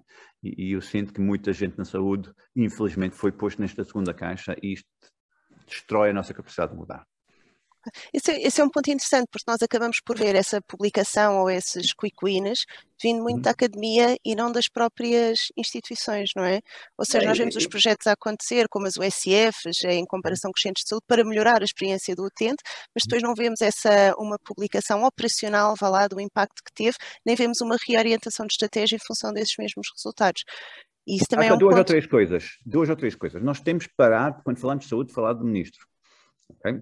O ministro é responsável pela governação da saúde, governance. Governance é um projeto a 3 a 5 anos, não é executivo. Quando falta um médico, porque é que estamos a ligar para a ministra? Eu não entendo a lógica, não é? E isto nos mídias cria um efeito horrível, que é centralizamos tudo em 2 ou 3 pessoas. Ontem na TSF outra vez, mais uma coisa na área de saúde em termos de planeamento familiar, e mais uma vez passa a noção de um planeamento central e no controle central do que dizer, estamos a tentar construir organizações mais ágeis e vamos utilizar tecnologia para o fazer. E isto é o que é que falta. E por isso, não sei se é convencer o Ministério de deixar as unidades falarem, ou se é convencer os mídias de que a saúde é feita na comunidade e não nos gabinetes. Não é? Eu acho que isto é aquelas coisas que temos que começar a fazer, porque eu não vejo muitos quick wins na imprensa, eu vejo muita queixa. E eu suspeito que a saúde melhorou muito em muitos aspectos no dia-a-dia, não é? Todos fomos a aplaudir no início da pandemia, mas off the record, muitos profissionais de saúde dizem a primeira reação à pandemia, aquela primeira, abril, maio de 2020, foi fantástica porque houve autonomia de decisão. As unidades reuniram-se, começaram a fazer, executaram e provou que nós conseguimos fazer. As outras são um bocado mais chatas porque já houve aquele controle central a dizer o que é que podes fazer ou não fazer. E o que é que nós sabemos? Eu acho que isto é importante. Pessoas que têm autonomia tipicamente são mais felizes. A psicologia diz isto há décadas. E por isso eu acho que um dos problemas que nós temos muitas vezes é que nós devíamos poder largar controle para ter controle na saúde através da tecnologia. E o que é que estamos a ver cada vez mais? Um aperto de controle que faz crer uma perda de controle. Porque quando eu falo com os jornalistas sobre saúde, dizem, pá, cada vez que a oposição se queixa no Parlamento, alguém aparece do governo com números e nós não sabemos quem tem razão. Só sabemos que alguém anda a controlar, mas parece que ninguém está em controle. Não sei se isto faz sentido. Eu acho que let us get the units out there to do their work. Eu prefiro muito mais ter uma entrevista no TSF sobre um grupo de gestores e médicos que num sítio conseguiu integrar uma coisa com melhores resultados, etc, etc. Infelizmente, muitas vezes é vendido como piloto e não como mudança. Eu acho que esse é um ponto curioso. Eu tenho a impressão que isso acontece por duas razões. Primeiro, porque é mais fácil ter orçamentos para projetos pequeninos ou conseguir as parcerias e ir avançando com esses projetos. Mas também parece-me que quem lidera esses projetos nem toda a gente tem essas competências, não é? Essas pessoas devem ter ali um conjunto de competências, em particular eu acho que têm que ter uma grande coragem e autoconfiança, porque sabem que pode correr mal, que pode não resultar e vão ter que lutar contra muita gente, não é? Como é que, o que é que todos precisamos de ter um bocadinho mais para conseguirmos ser mais parecidos com esses líderes que levam esses projetos avante? E há muitos exemplos, como dizia, a hospitalização domiciliária, por exemplo, acho que é um tema core, não é? Onde há muitos projetos pequenos, mas não se vê nada a acontecer de forma maior. Há uma coisa estranha que acontece, isto é mundial, não sei se a Rita depois pode nos dar a sua perspectiva sobre isso, que é, mesmo no Reino Unido, o que é que nós vimos? Cada vez que um hospital, uma unidade tinha um best practice, não era copiado pelos outros. E nós não entendemos porquê. E era aquela coisa, porque havia uma tendência a dizer, nós somos diferentes. Isto aqui não funcionava, etc, etc. Rita, vou-lhe passar a bola. O que é que sente que está a acontecer? Porque muitas vezes temos bons exemplos, mas depois não vimos aquela replicação de best practices. E pá, estou curioso para ver a sua opinião de porquê. Bom, eu partilho sempre os projetos que nós vamos fazendo e que temos conhecimento na tentativa de que eles se repliquem. Mas, na verdade, há uma tentação de, quando a instituição não quer mudar, dizer, funciona naquele, mas é porque aquele tem qualquer coisa que o meu não tem. O que é que a minha humilde experiência me tem dito, bolas? Já passei em 3 hospitais e consigo replicar alguns projetos, não todos, verdade, não todos, mas alguns são altamente replicáveis, isso é, independentemente da geografia, da tipologia de utentes e até da sua complexidade, desde hospitais com 800, e dou aqui um exemplo, comecei na área que o Nadine estava a dizer, check-in e check-out, à semelhança do que acontece num hotel, implementamos isto no IPO do Porto em 2015, quando cheguei à Póvoa em 2018 foi altamente replicável. Cheguei agora ao Centro Hospitalar Universitário de Tempo, ainda não tive o tempo para o fazer, mas acredito que é replicável. Só que isto não pode andar realmente nas costas da experiência de uma pessoa que vai passando de cadeira em cadeira. Pronto, isto realmente deveria ser projetos que deveríamos conseguir entre todos ter a humildade de pegar e replicar. E eu acho que já não é por falta de partilha de informação, Nadine, nós todos nos conhecemos, estamos à distância de um telefonema, diz lá como é que tu fizeste no teu hospital. Eu não tenho uma resposta para te dar à tua pergunta, porque é que isto não acontece? Porque eu acho que já não é falta de não querer partilhar, não é querer ser especial, porque também não é.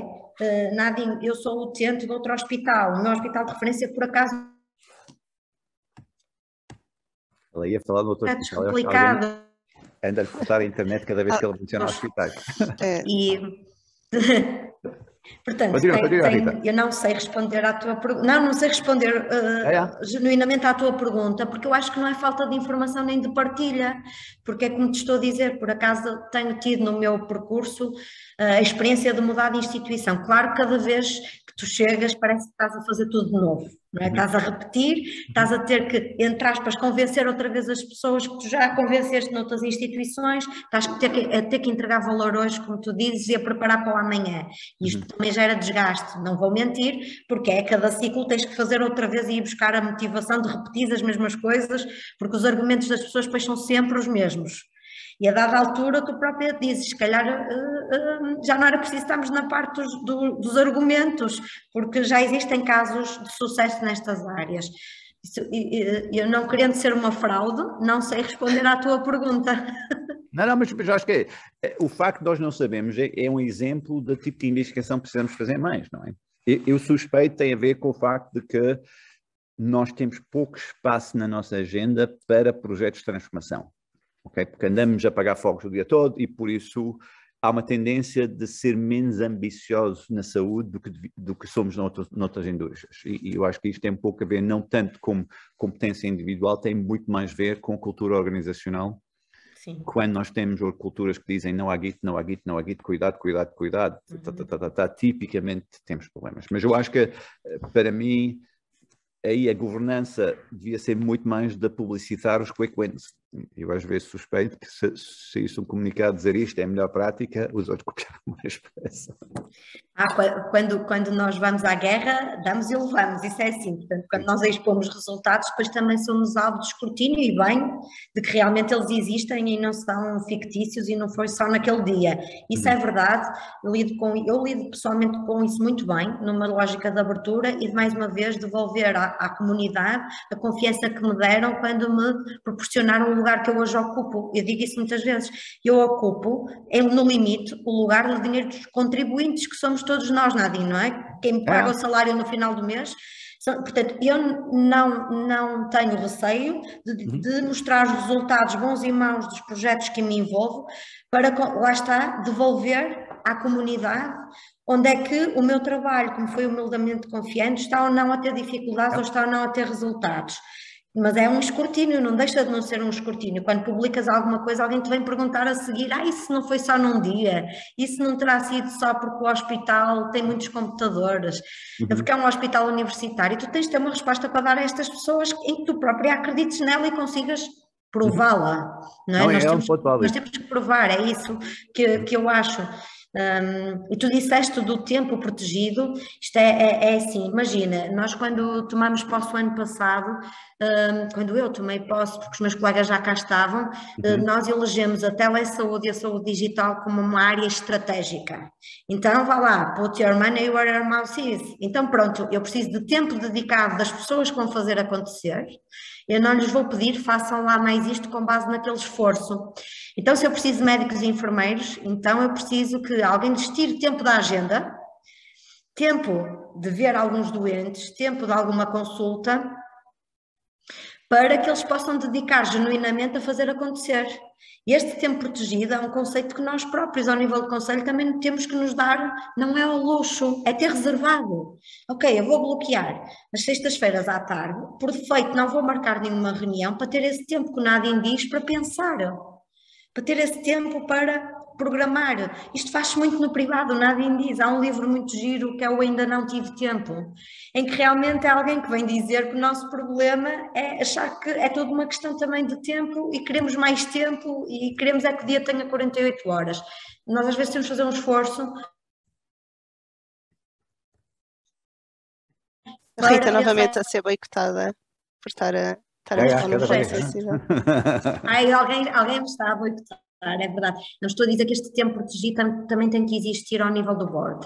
Yes. Nós temos que ter a humildade de dizer, esta manhã não vou ter nada marcado na agenda por defeito para me dedicar a sentar-me e a desenhar processos, a pensar neles, a programá-los, porque senão vivemos, como diz o Nadine, o tempo inteiro a apagar fogos e a não ter este tempo. O privado faz muito bem isto e eu acho que nós também devemos de não sentir que isto é um luxo, porque não é. Isto é preparar para o futuro, é teres tempo bloqueado na tua agenda, em que tu sabes que vais estar só a pensar no que vais fazer a seguir, nos projetos que aí vêm, nos desafios. Isto é uma opinião muito pessoal que estou a partilhar aqui com quem nos está a assistir e convosco. Eu acho que faz todo sentido, eu acho que muitas vezes quando trabalho com líderes eu digo, a tua função é liderar, se estás a apagar fogos, não estás a fazer a tua função, porque a tua organização não é capaz de resolver os problemas, tens tu de ser arrastado para baixo para resolver. Não é que tipicamente é um sinal que nós não mudamos suficientemente do passado e por isso que tal mudamos agora. Não é? É sempre a mesma coisa. Eu acho que estamos todos neste ciclo constante. Eu acho também, Rita, eu acho que eu sinto-te um bocadinho como uma batota, não é? Dentro do SNS, porque tu publicas, tens a coragem de publicar, estás sempre a pôr posts no LinkedIn, falas do que fazes, das iniciativas que tens, mas eu não duvido que seja essa a realidade global. E se calhar punha aqui uma pergunta que nos colocaram, que eu acho que tem a ver com isso, que a forma como o Board trabalha, que vou ler, que acho que é mais fácil. Agradeço a vossa apresentação e partilhas. A verdade é que nem sempre a quem tem as ideias e energia é permitido fazer diferente. Eu acho que isto pega aqui com a questão da autonomia que o professor Nadim nos levantou, mas acho que vai um bocado mais longe, que é como é que colaboradores que têm projetos digitais e iniciativas de criação para transformação, não é? Ainda que sejam em pequena escala e em tempo próprio, como é que convencem os decisores das instituições e até onde é que devem ir para os convencer e terem um feedback sem parecerem ridículos? Portanto, eu acho que isto transmite aqui muitas preocupações do terreno. Qual é a tua opinião de board neste sentido? Claro, o primeiro passo tem que ser dado pelo Conselho de Administração, tem que mostrar essa abertura, tem que mostrar que é isso que quer. E sem muitas palavras, consegue facilmente, os nossos colaboradores conseguem sentir que existe essa abertura, essa visão, essa estratégia. Isso que tu retrataste é um colaborador de sonho de qualquer pessoa que goste de inovação, que é serem os próprios serviços a apresentar as ideias, a apresentar as soluções e a puxar por toda a organização para... Esses são processos que são ganhos à cabeça, porque nascem e emergem de necessidades reais e da vontade das pessoas.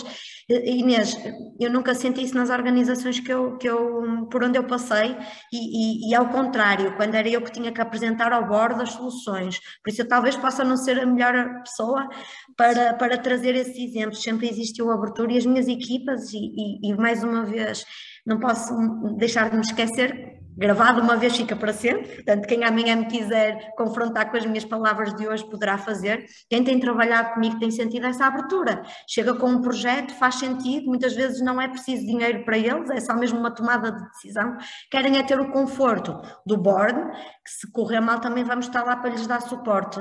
Não é? E isso é muito importante, não vamos atrás do culpado. Eu dou aqui um pequeno exemplo. Se tu queres promover a autonomia, por exemplo, é quem está num atendimento para gerir as reclamações dos doentes, tu não podes a seguir, porque o teu colaborador tomou uma iniciativa que tu até por acaso fosses tu não fazias igual e até despoltou ainda mais, imagina, ira do doente, tu a seguir não podes chamar esse colaborador ao teu gabinete e dar-lhe na cabeça, porque o que é que ele te vai fazer a seguir? Olha, para a próxima resolve tu. E já não vai ter iniciativa nenhuma. E é isto que tem que ser trabalhado com as equipas, que é, ok, tomem a iniciativa, porque se algo correr mal, eu também estou aqui para dar o corpo às balas mais alta. E é este conforto que tu tens que dar às tuas equipas, mas genuíno, que elas não sintam que estás só a dizer por dizer. Quando isto for posto à prova, tu tens que estar lá realmente para defenderes a tua equipa. Porque isto acontece, no dia a dia eles tomam uma iniciativa e a seguir levam na cabeça e a próxima vez está o teu telefone sempre a tocar, porque eles dizem agora resolve tu, porque a última vez que eu tentei resolver ainda levei na cabeça. Pronto, isto é, mais uma vez, opinião pessoal minha da Rita. Não sei o que pensarão os meus colegas que ocupam estes lugares. Não sei se respondi também à tua pergunta, Inês. Sim, eu vou assumir, porque não tenho informação sobre o tema, que não são todos como tu, nem como os boards em que tens trabalhado, senão não estávamos a receber as perguntas que estamos. Ia fazer uma outra pergunta aqui, se calhar mais para o professor, que é, o professor referiu que as pessoas que vão estar a trabalhar nas organizações estão à procura também de ter previsibilidade e de receber o seu dinheiro, não é? E também que não, e nós sabemos que não, e isso pode ser e disse-nos que as pessoas estão a sair porque nos outros mercados conseguem outro tipo de retornos pelo trabalho que fazem. E por outro lado, e assumindo aqui que precisamos de líderes renovados, não é? Acho que não têm de ser novos, precisam de se renovar, quer seja eu diria, através de formação ou pessoas novas a entrar. Como é que nós vamos criar esta dinâmica de líderes diferentes, sejam as mesmas pessoas ou novas, se depois também não damos o outro lado da atratividade para as pessoas, não é? Não temos muita autonomia, não temos salários muito interessantes e temos uma culpabilidade grande no setor da saúde, não é? A responsabilização existe sem autonomia. Eu acho que, repara bem, em qualquer organização, sim, a saúde é especial, mas muitas vezes a saúde dizendo que a especial recusa-se a aceitar o que aprendemos noutras organizações, e às vezes temos cuidado nisso, não é? Em qualquer organização, nós precisamos, para atrair talento, e quando eu digo talento, são pessoas que querem fazer coisas, mudar, etc, etc, precisamos dar duas coisas, dinheiro e previsibilidade de carreira. Em que eu diga uma pessoa, eu vejo isto na minha feira de emprego aqui na Nova, as pessoas vêm, temos empresas que montam um stand, e o aluno diz, olha, se vamos juntar a sua empresa, o que é que pode esperar nos próximos 5 anos? E a resposta pode ser, sei lá, mas não é isso que as pessoas dizem. Dizem, olha, se tudo correr bem, no primeiro ano faz isto, no segundo ano faz isto, no terceiro ano faz isto, no quarto ano podes assumir a gestão de uma equipa, no quinto ano, etc, etc. O que é que estamos a dizer a uma pessoa? Existe um plano de carreira para ti e por isso vem cá e trabalha connosco. Ok? Quando eu tenho este plano de carreira, eu até aceito menos dinheiro, porque vejo que vou crescer e isto é importante para mim. E durante muito tempo, a saúde tinha isto implícito no recrutamento de profissionais de saúde. Nos últimos 5 a 10 anos, nós temos destruído isso. Porquê? Porque a nossa opção de controlar custo é que eu digo ao enfermeiro, não sei, vai saltitando em áreas e depois vejo. E o enfermeiro diz, mas eu quero tirar um mestrado porque eu quero ir para uma área de especialização. Vai complicado, não é? E isto cria o quê nas pessoas? Uma frustração profunda. E quando saem, tipicamente estamos a perder potenciais líderes. Okay? E por isso, para mim, nós temos de voltar a dizer às pessoas que nós, como organização, temos de dar alguma previsibilidade sobre o que é que eles podem esperar de nós. E ao fazer isto, o que é que me fascina sempre na saúde é a quantidade de pessoas talentosas que me dizem aos 23, 24 anos, eu quero fazer qualquer coisa. E eu digo, é uma pena, porque as organizações não estão prontas para ti, não sabem o que fazer contigo, não é? Porquê? Porque nós não temos. E por isso, às vezes, e falaste que, por exemplo, a Rita faz, eu vejo os posts delas no LinkedIn, etc, etc, por isso eu conheço a Rita sem conhecer a Rita, não é daquelas coisas, uma pessoa vai vendo. E para mim, o que é interessante é que é uma maneira de representar a minha organização de forma a continuamente dizer às pessoas, olha, existe um plano, existe um percurso, estamos a fazer progresso, etc, etc, e isso atrai pessoas. E os líderes têm de perceber que nós, a Rita falou em marketing, eu falo muito mais em construir um employer brand, não é? Uma marca de empregador que diz, aqui podes fazer a diferença. Isso. Porque o talento que nós temos em Portugal é fenomenal e não é só talento de gestão, mas também talento entre médicos e enfermeiros e profissionais de saúde que querem participar neste processo, não é? Nós falamos da saúde, é muito multidisciplinar. Porquê? Porque as soluções têm de nascer aí. Eu acho que quando nós não temos este tipo de perspectiva de dar às pessoas este tipo de enquadramento, o que é que eles dizem? Então vou sair.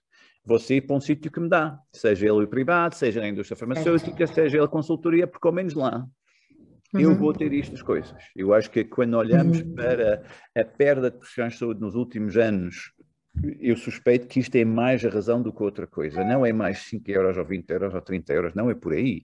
Nós tipicamente falamos em dinheiro quando tudo o resto falha. Dizemos não pagam por isso. É verdade, Nadine. O que eu posso aqui partilhar, mais uma vez, é a minha experiência pessoal.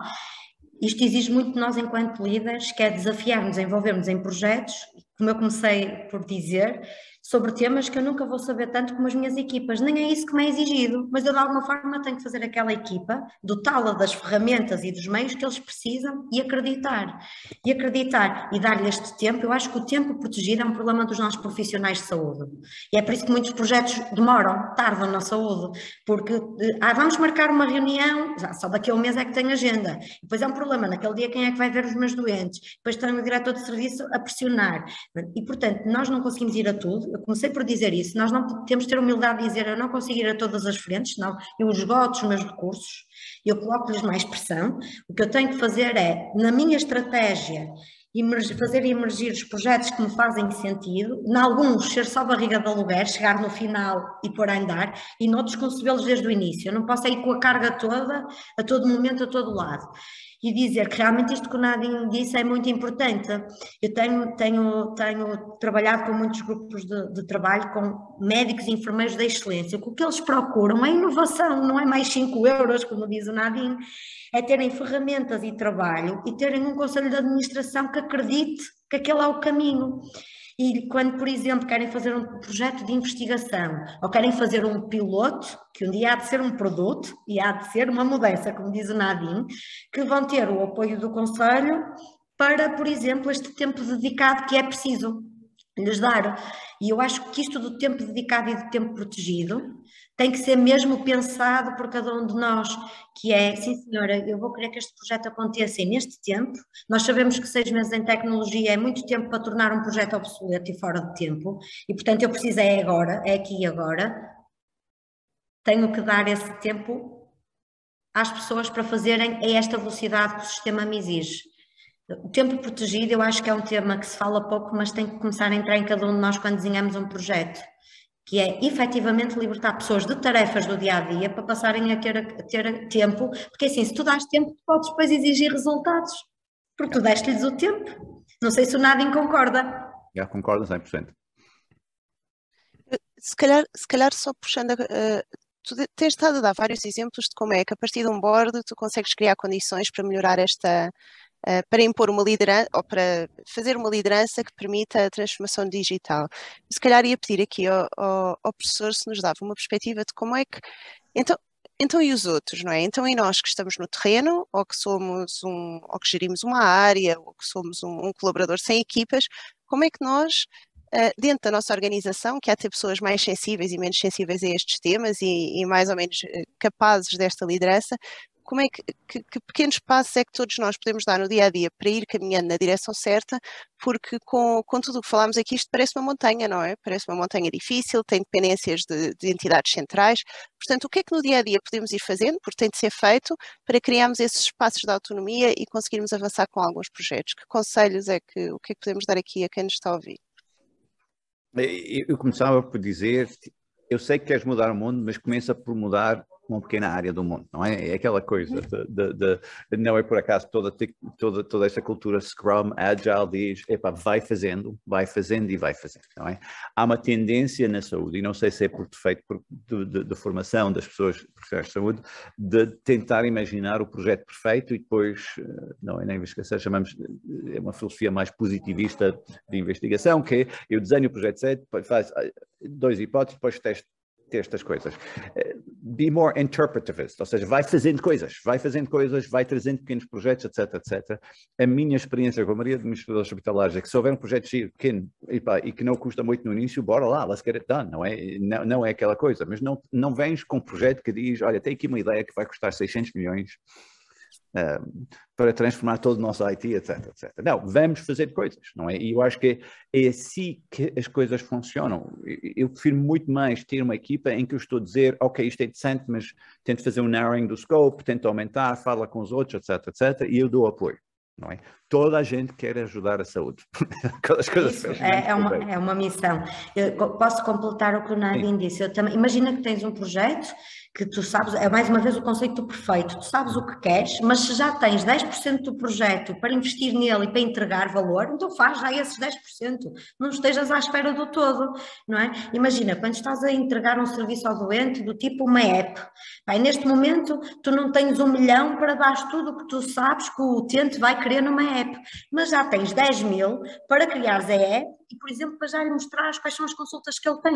Não vais esperar para ter o todo, pegas nos 10 mil e começas a criar ali o embrião, e é isso que eu há bocado dizia. Eu, se calhar, nunca em nenhum hospital por onde eu passei, vou ver o final destes projetos que começaram com as nossas equipas, mas começaram e criaste ali, já entregaste valor, não podes estar à espera do perfeito, vais entregando assim que tens nestes pequenos projetos algo que acrescenta valor e que às vezes é preciso pouco investimento, como diz o Nadine, então é já entregar. E essa é a minha opinião. Se eu já tenho para entregar, faço o sprint, minha equipa faz um sprint e entrego. E pronto, não espero para ter, porque é isso que o Nadine diz, se alguém me apresenta um projeto de 600 milhões, eu vou já dizer não tenho dinheiro, mas se me dizem assim, vamos começar por 60 mil, mas já vai ter algum fruto, nem que seja mudar a cultura e colocar os profissionais a pensar de uma forma diferente, então vamos fazê-lo. E nunca esquecer que o exemplo realmente tem que vir de cima.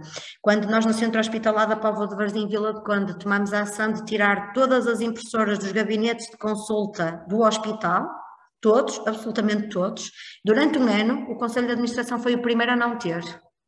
Como é que eu podia pedir a um médico ou enfermeiro para ele não ter uma impressora no seu gabinete, que ia ser uma coisa que aos olhos dele era quase impraticável, era um downgrade no método de trabalho dele. Se ele depois ia ao meu gabinete e dizia, está bem, mas tu para ti tens aqui. E, portanto, isto também vai muito de uma cultura que tem que ser um bocadinho de liderar pelo exemplo neste sentido. Que é, se eu vou pedir um esforço aos outros, eu não posso pedir nada que eu própria não tenha tentado, à minha escala, fazer. E isto também acho que deve ser uma mensagem a passar. Esta das impressoras assim aconteceu. Nós tínhamos 300 impressoras nas 2 unidades hospitalares e hoje, porque acompanho com carinho esse hospital, ainda se mantém as mesmas 27 impressoras. De 300 passamos para 27. Não houve no dia do arranque, no dia em que tiramos as impressoras, não houve nenhum, passa a expressão, levantamento de rancho, porque as coisas foram feitas de forma consolidada, foram preparadas a seu tempo. O que é que aconteceu durante a pandemia? Durante a pandemia foi tudo possível trabalhar sem impressoras, tu não tinhas os doentes à tua frente e, portanto, esse problema estava ultrapassado. Minha humilde opinião, mais uma vez, quando voltaste a pôr doentes e médicos no seu habitat normal de trabalho, ou seja, com uma impressora ao lado, eles, como diz o Nadine e bem, tiveram estes 2 anos a trabalhar em 2 mundos. O mundo do digital e a realidade. Portanto, eles voltaram à realidade, voltaram a replicar os comportamentos. Um bom exemplo disto são as receitas sem papel, que eu tenho vindo a debater e a demonstrar. Nadine, não sei se sabes, a nossa média nacional de receitas sem papel em fevereiro de 2020, antes da pandemia, era 9%. Ou seja... Eu tinha razão, Quando veio a pandemia, chegamos aos 55%, 60% de receitas sem papel. Os doentes são os mesmos, os médicos são os mesmos. Sabes qual é a nossa média diária hoje? De ontem, tenho aqui os números do meu telemóvel, 25% de receitas sem papel. Eu acho que isto são exemplos clássicos porque é preciso liderança, porque a mudança tem de ser normalizada, senão pessoas voltam para trás sempre. Posso partilhar aqui com algum orgulho na equipa que ficou na Póvoa de Varzim e Vila do Conde, continua a ser orgulhosamente o hospital com mais receitas sem papel, 80% de receitas sem papel. Já o era antes da pandemia, potenciou na pandemia e manteve. Isso cool. Deixa a equipa, e lá está, não está dependente de uma pessoa, nem sequer já lá estou. Rita, eu vou aproveitar para trazer-te aqui uma pergunta que recebemos, que é... porque acho que também tem aqui a ver com este tema, que é de que forma a falta de autonomia de contratação por parte do CEA limita esta governação de inovação tecnológica digital no SNS? Se é só uma desculpa ou se é apenas fumaça e temos de fazer acontecer com a prata da casa, como tu disseste? O que é que eu tenho visto, Inês? Tu dás aos teus serviços, dás instalações novas, vais dando, não é? Vais dando mais tecnologia e eles estão sempre a pedir-te mais pessoas. Porquê? Porque os processos não estão a ser trabalhados, a meu ver, de forma a que a tecnologia possa trazer mais produtividade, como diz o Nadine, nem que seja em algumas áreas. E, efetivamente, e dando mais um exemplo na primeira pessoa, nós no IPO do Porto conseguimos libertar 30 administrativos quando implementamos os quiosques de check-in e check-out. Essas pessoas foram despedidas? Não, elas foram convertidas para outras áreas que tinham mais necessidade de recursos humanos, para áreas como o back-office, como a gestão do doente, recursos humanos, financeiros, áreas onde as pessoas eram mais felizes. Imagina, quem é que é o dia todo feliz a dobrar cartas para mandar convocatórias para os doentes ou a imprimir as cartas? Se tu substituis por um sistema que te vai tirar essa tarefa, então tu tens que fazer contas, isto é mesmo assim, de essas horas a que é que tu vais dedicar, e tu vais ver que se fizeres isto de uma forma estruturada ao longo do tempo, tu vais conseguindo captar essas pessoas para estes projetos. Tu tens muita mais gente dentro da tua instituição a querer trabalhar em projetos de inovação do que o que tu imaginas. Agora, tu tens é que realmente libertá-las destas tarefas que não sequer as fazem felizes, para poderes pegar em horas dessas pessoas ou de outras por transferência de tarefas, para trazer para estas equipas. Tive muitos projetos de transformação liderados por assistentes técnicos. Inês. Rita, já que falas nesse tipo de funções, deixa-me fazer-te aqui uma pergunta, nem sei noutros, não é? Eu sei que a saúde é diferente, mas porque é que o teletrabalho não foi à saúde, não é? Ou será que vai caminhar para aí? E vamos ter ou não que ter líderes preparados para ter uma teleliderança, como falaste no início? E como é que nos vamos adaptar, não é? Porque, estranhamente, as pessoas que estão nos hospitais continuaram muito a trabalhar nos hospitais, e há muitas tarefas no hospital que também não têm de ser presenciais. Isso vai mudar? Os líderes vão ter que estar preparados para isso? Não sei, aqui mais para ti e para o professor também, na parte da teleliderança, como é que isto se muda? No setor público, como tu sabes, nós temos mais uma vez que respeitar a estratégia central quanto ao tema. Na pandemia tiveste exceções, não é? Tu podias colocar em teletrabalho, desde que garantisse a continuidade de cuidados, poderias colocar, e foi muita gente que trabalhou em teletrabalho, mesmo muitas pessoas. As que eram possíveis foram todas, acredito, todas as instituições fizeram um esforço para colocar em casa todas as pessoas que tinham condições para ver as suas tarefas realizadas por teletrabalho. Mas nós aí, à data, não estamos autónomos, e nós não é só saúde. Eu acho, esta semana vi isto colocado a propósito da guerra, que por causa da dependência de consumo de petróleo, a União Europeia estava a voltar ao tema com o teletrabalho. Pode ser que isso seja outro impulsionador, porque a pandemia foi um impulsionador fraco. Pois eu acho que aí são as mudanças temporárias.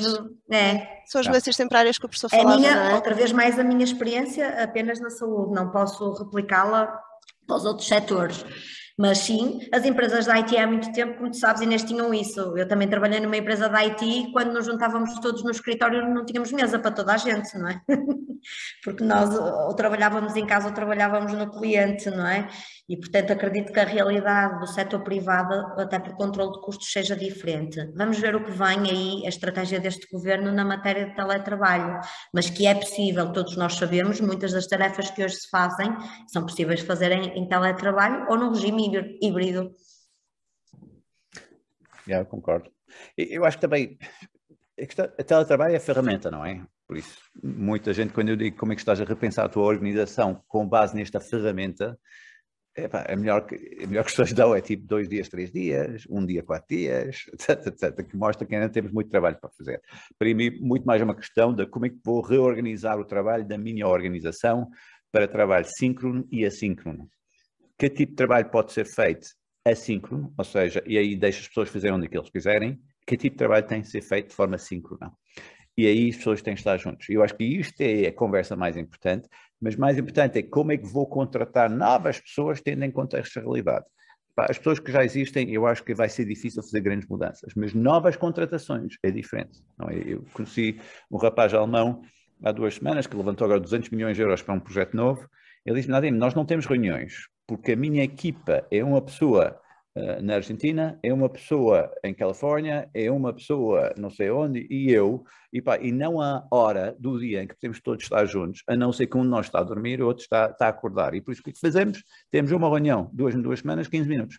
O resto é tudo feito assíncrono. E eu estou a contratar pessoas, sem saber onde é que eles estão. Isto é muito diferente. E só foi possível por causa da pandemia. Eu acho que na saúde temos que começar a pensar em o que é que isto pode nos dar em termos de cuidados primários, especialmente ter pessoas muito mais distribuídas na comunidade, muito mais proximidade, etc, em que eles não tenham um sítio.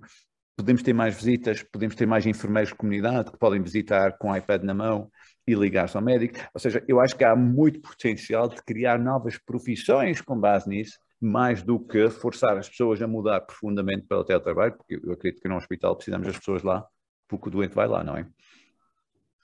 Eu não respondi à pergunta, Inês, se calhar, e gostava de deixar também aqui a partilha de, sim, uma dificuldade dos hospitais. Nós temos dificuldade em contratar pessoas com perfis diferentes de há 20 anos e não as conseguimos contratar, não é só por questões burocráticas, mas porque não lhes conseguimos pagar.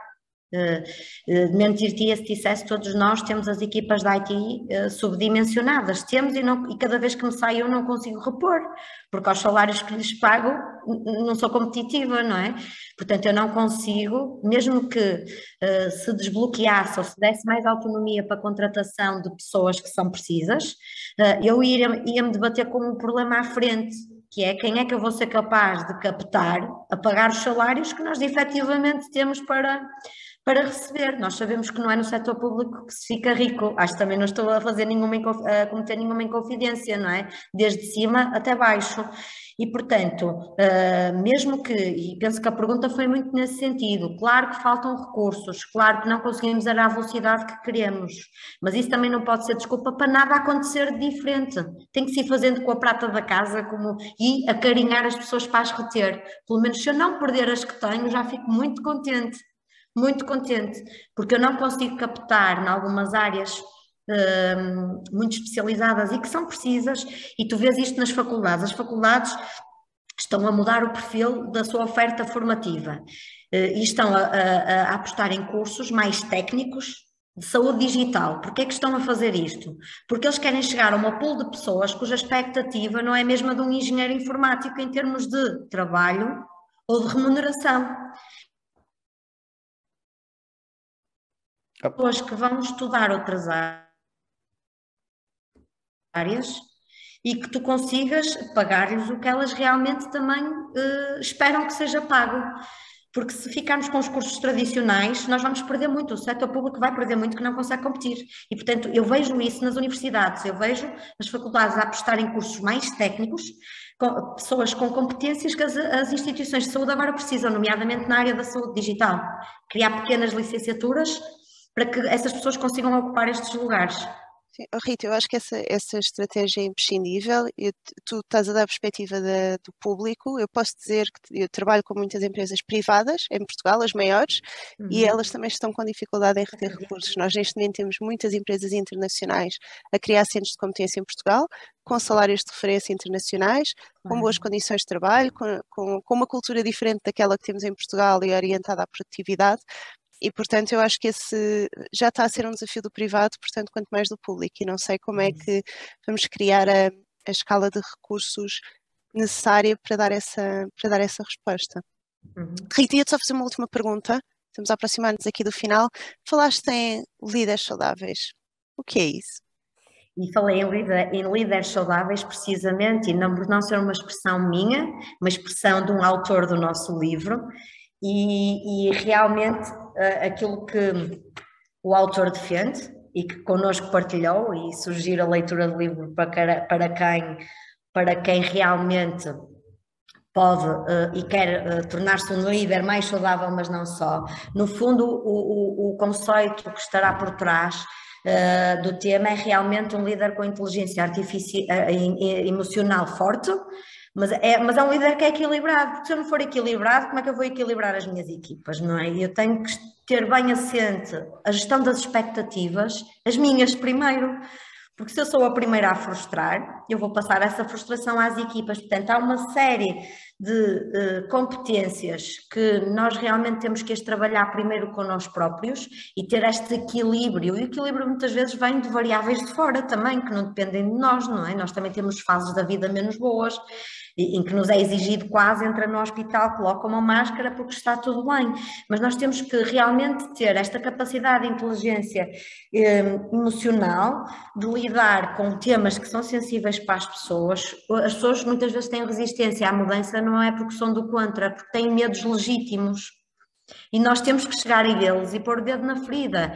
Eu quando implementei quiosques no IPO do Porto, tinha acabado de vir a Via Verde, onde efetivamente sabemos o que é que aconteceu às pessoas. Foram despedidas. Portanto, o que é que eu tinha? Tinha a minha equipa cheia de medo de efetivamente vir a perder o seu posto de trabalho. E quando eu senti isso, lembro-me perfeitamente que nós atravessamos a rua, fomos ao McDonald's, utilizando o exemplo do Nadim, e isto foi real, e eles viram quiosques e viram pessoas e ficaram tranquilos e disseram, ok, o McDonald's agora serve a comida às pessoas, como disse o Nadim, ok, eu agora vou conseguir pôr os administrativos a fazer outras coisas que não seja apenas registrar pedidos. Tens que lhes mostrar. Ao fim de meio ano fizemos uma reunião de serviço e eu perguntei quem é que tem menos trabalho do que tinha há 6 meses atrás, quando não tínhamos quiosques. Ninguém levantou o dedo. E, portanto, esta liderança saudável começa também por isso, por tu própria mostrares equilíbrio, por tu própria acreditares e por tu própria não estás a cada momento a dar informação dispar, nem a mostrar incerteza, porque isso é o que vai ser pedido das tuas equipas, é ter alguém ao lado que, não sabendo muitas vezes tanto como tu, é-te capaz pelo menos de entender e de te apoiar. Rita, obrigada. Eu ia só fazer uma última pergunta ao professor. Estamos aqui a terminar a nossa sessão, que é, para quem nos está a ouvir, não é? 3 pontos de ação. O que é que as pessoas podem fazer já hoje de forma diferente para caminharmos no sentido certo? Ok. Estão a ouvir ou não? Eu não ouvi a última pergunta. Estamos. Ouviu a minha pergunta? Não, havia 3 e depois perdi. Se nos podia dar aqui 3 pontos de ação, o que é que cada um de nós pode fazer no dia a dia para caminhar no sentido certo, não é? Ir mudando aos poucos. Eu acho que a primeira coisa que eu dizia às pessoas é: vai apurando a tua capacidade de diagnóstico. Nós estamos rodeados de desafios no dia a dia, a mudança faz isto, e muitas vezes nós reagimos à mudança sem fazer um diagnóstico mais profundo de onde é que está o problema e por isso como é que posso atacar o problema que causa todos estes efeitos secundários, não é? Eu digo sempre, vai apurando isto, vai criando espaço, acho que a Rita falou nisto também, criando espaço para poderes pensar. Eu gosto da frase work-life balance, mas eu digo sempre, há uma terceira. Se eu tenho trabalho, eu tenho a vida tipicamente da família, mas eu preciso de tempo para mim de pensar no trabalho sem estar no trabalho. Isto é número 1, porque olhando de fora para dentro eu consigo ver coisas que são críticas e muita gente infelizmente está tão no dia a dia que não consegue fazer. Por isto é número 1. Acho que segundo é aprende melhor a planear a jornada da mudança, ou seja, entende que uma mudança leva anos e por isso isto não é um sprint, e por isso tenta dividir esta jornada em pedacinhos em que, sim senhor, estamos a pequenas coisas, mas eu sei que isto faz parte de um big picture de mudança. Daqui a 2 anos eu olho e digo, epá, mudamos estas coisas todas. Acho que a história da Rita dos quiosques é gira, porque no final, é só no final que eu digo, olha, mudamos, mas afinal está tudo cool, não é? E por isso, porque planeamos a jornada da mudança. E eu acho que a terceira, que é isto que falta mais na saúde hoje em dia, é precisamos mais de líderes capazes de construir narrativas à volta disso, ou seja, pessoas que precisam entender a nossa história, onde é que nós vamos, de onde é que nós viemos, qual é a nossa ambição, etc, etc. E isto falta muito na saúde hoje em dia. Não é? Parece que temos organizações inteiras que simplesmente fazem. E faltam esta narrativa, esta cola. E um líder que tem mais capacidade de diagnóstico, consegue planear as jornadas de mudança e consegue sustentar com narrativas, vai ter muito mais mudança do que um líder bom gestor, mas não faz estas coisas. Obrigada, professor. Eu ia rematar ou fechar aqui a conferência dizendo apenas 2 coisas. A primeira é que esperamos, sinceramente, foi por isso que a organizámos, que este tempo que estiveram aqui connosco, como o próprio professor disse no início, de 9 conferências, se houver uma que dá uma ideia, eu espero que destes minutos que possam ter tirado no mínimo uma ideia, algo para o dia-a-dia que vos possa ajudar e que vos tenha sido útil para a vossa atividade.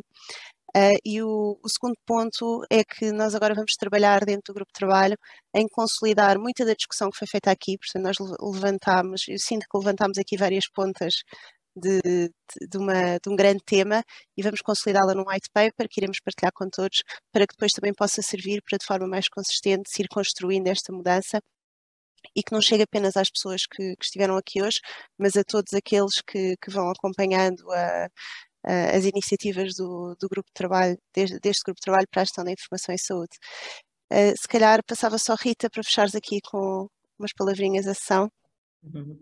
Muito rapidamente, o tempo é aquilo que mais genuíno nós temos para dar e por isso agradecer o tempo de Nadine, o tempo da Inês e o tempo das pessoas que estiveram aqui a ouvir-nos. E lembrar mesmo isto, o tempo é aquilo que mais genuíno nós podemos dar aos outros e foi isso que estivemos aqui a fazer todos estas 2 horas. Obrigada.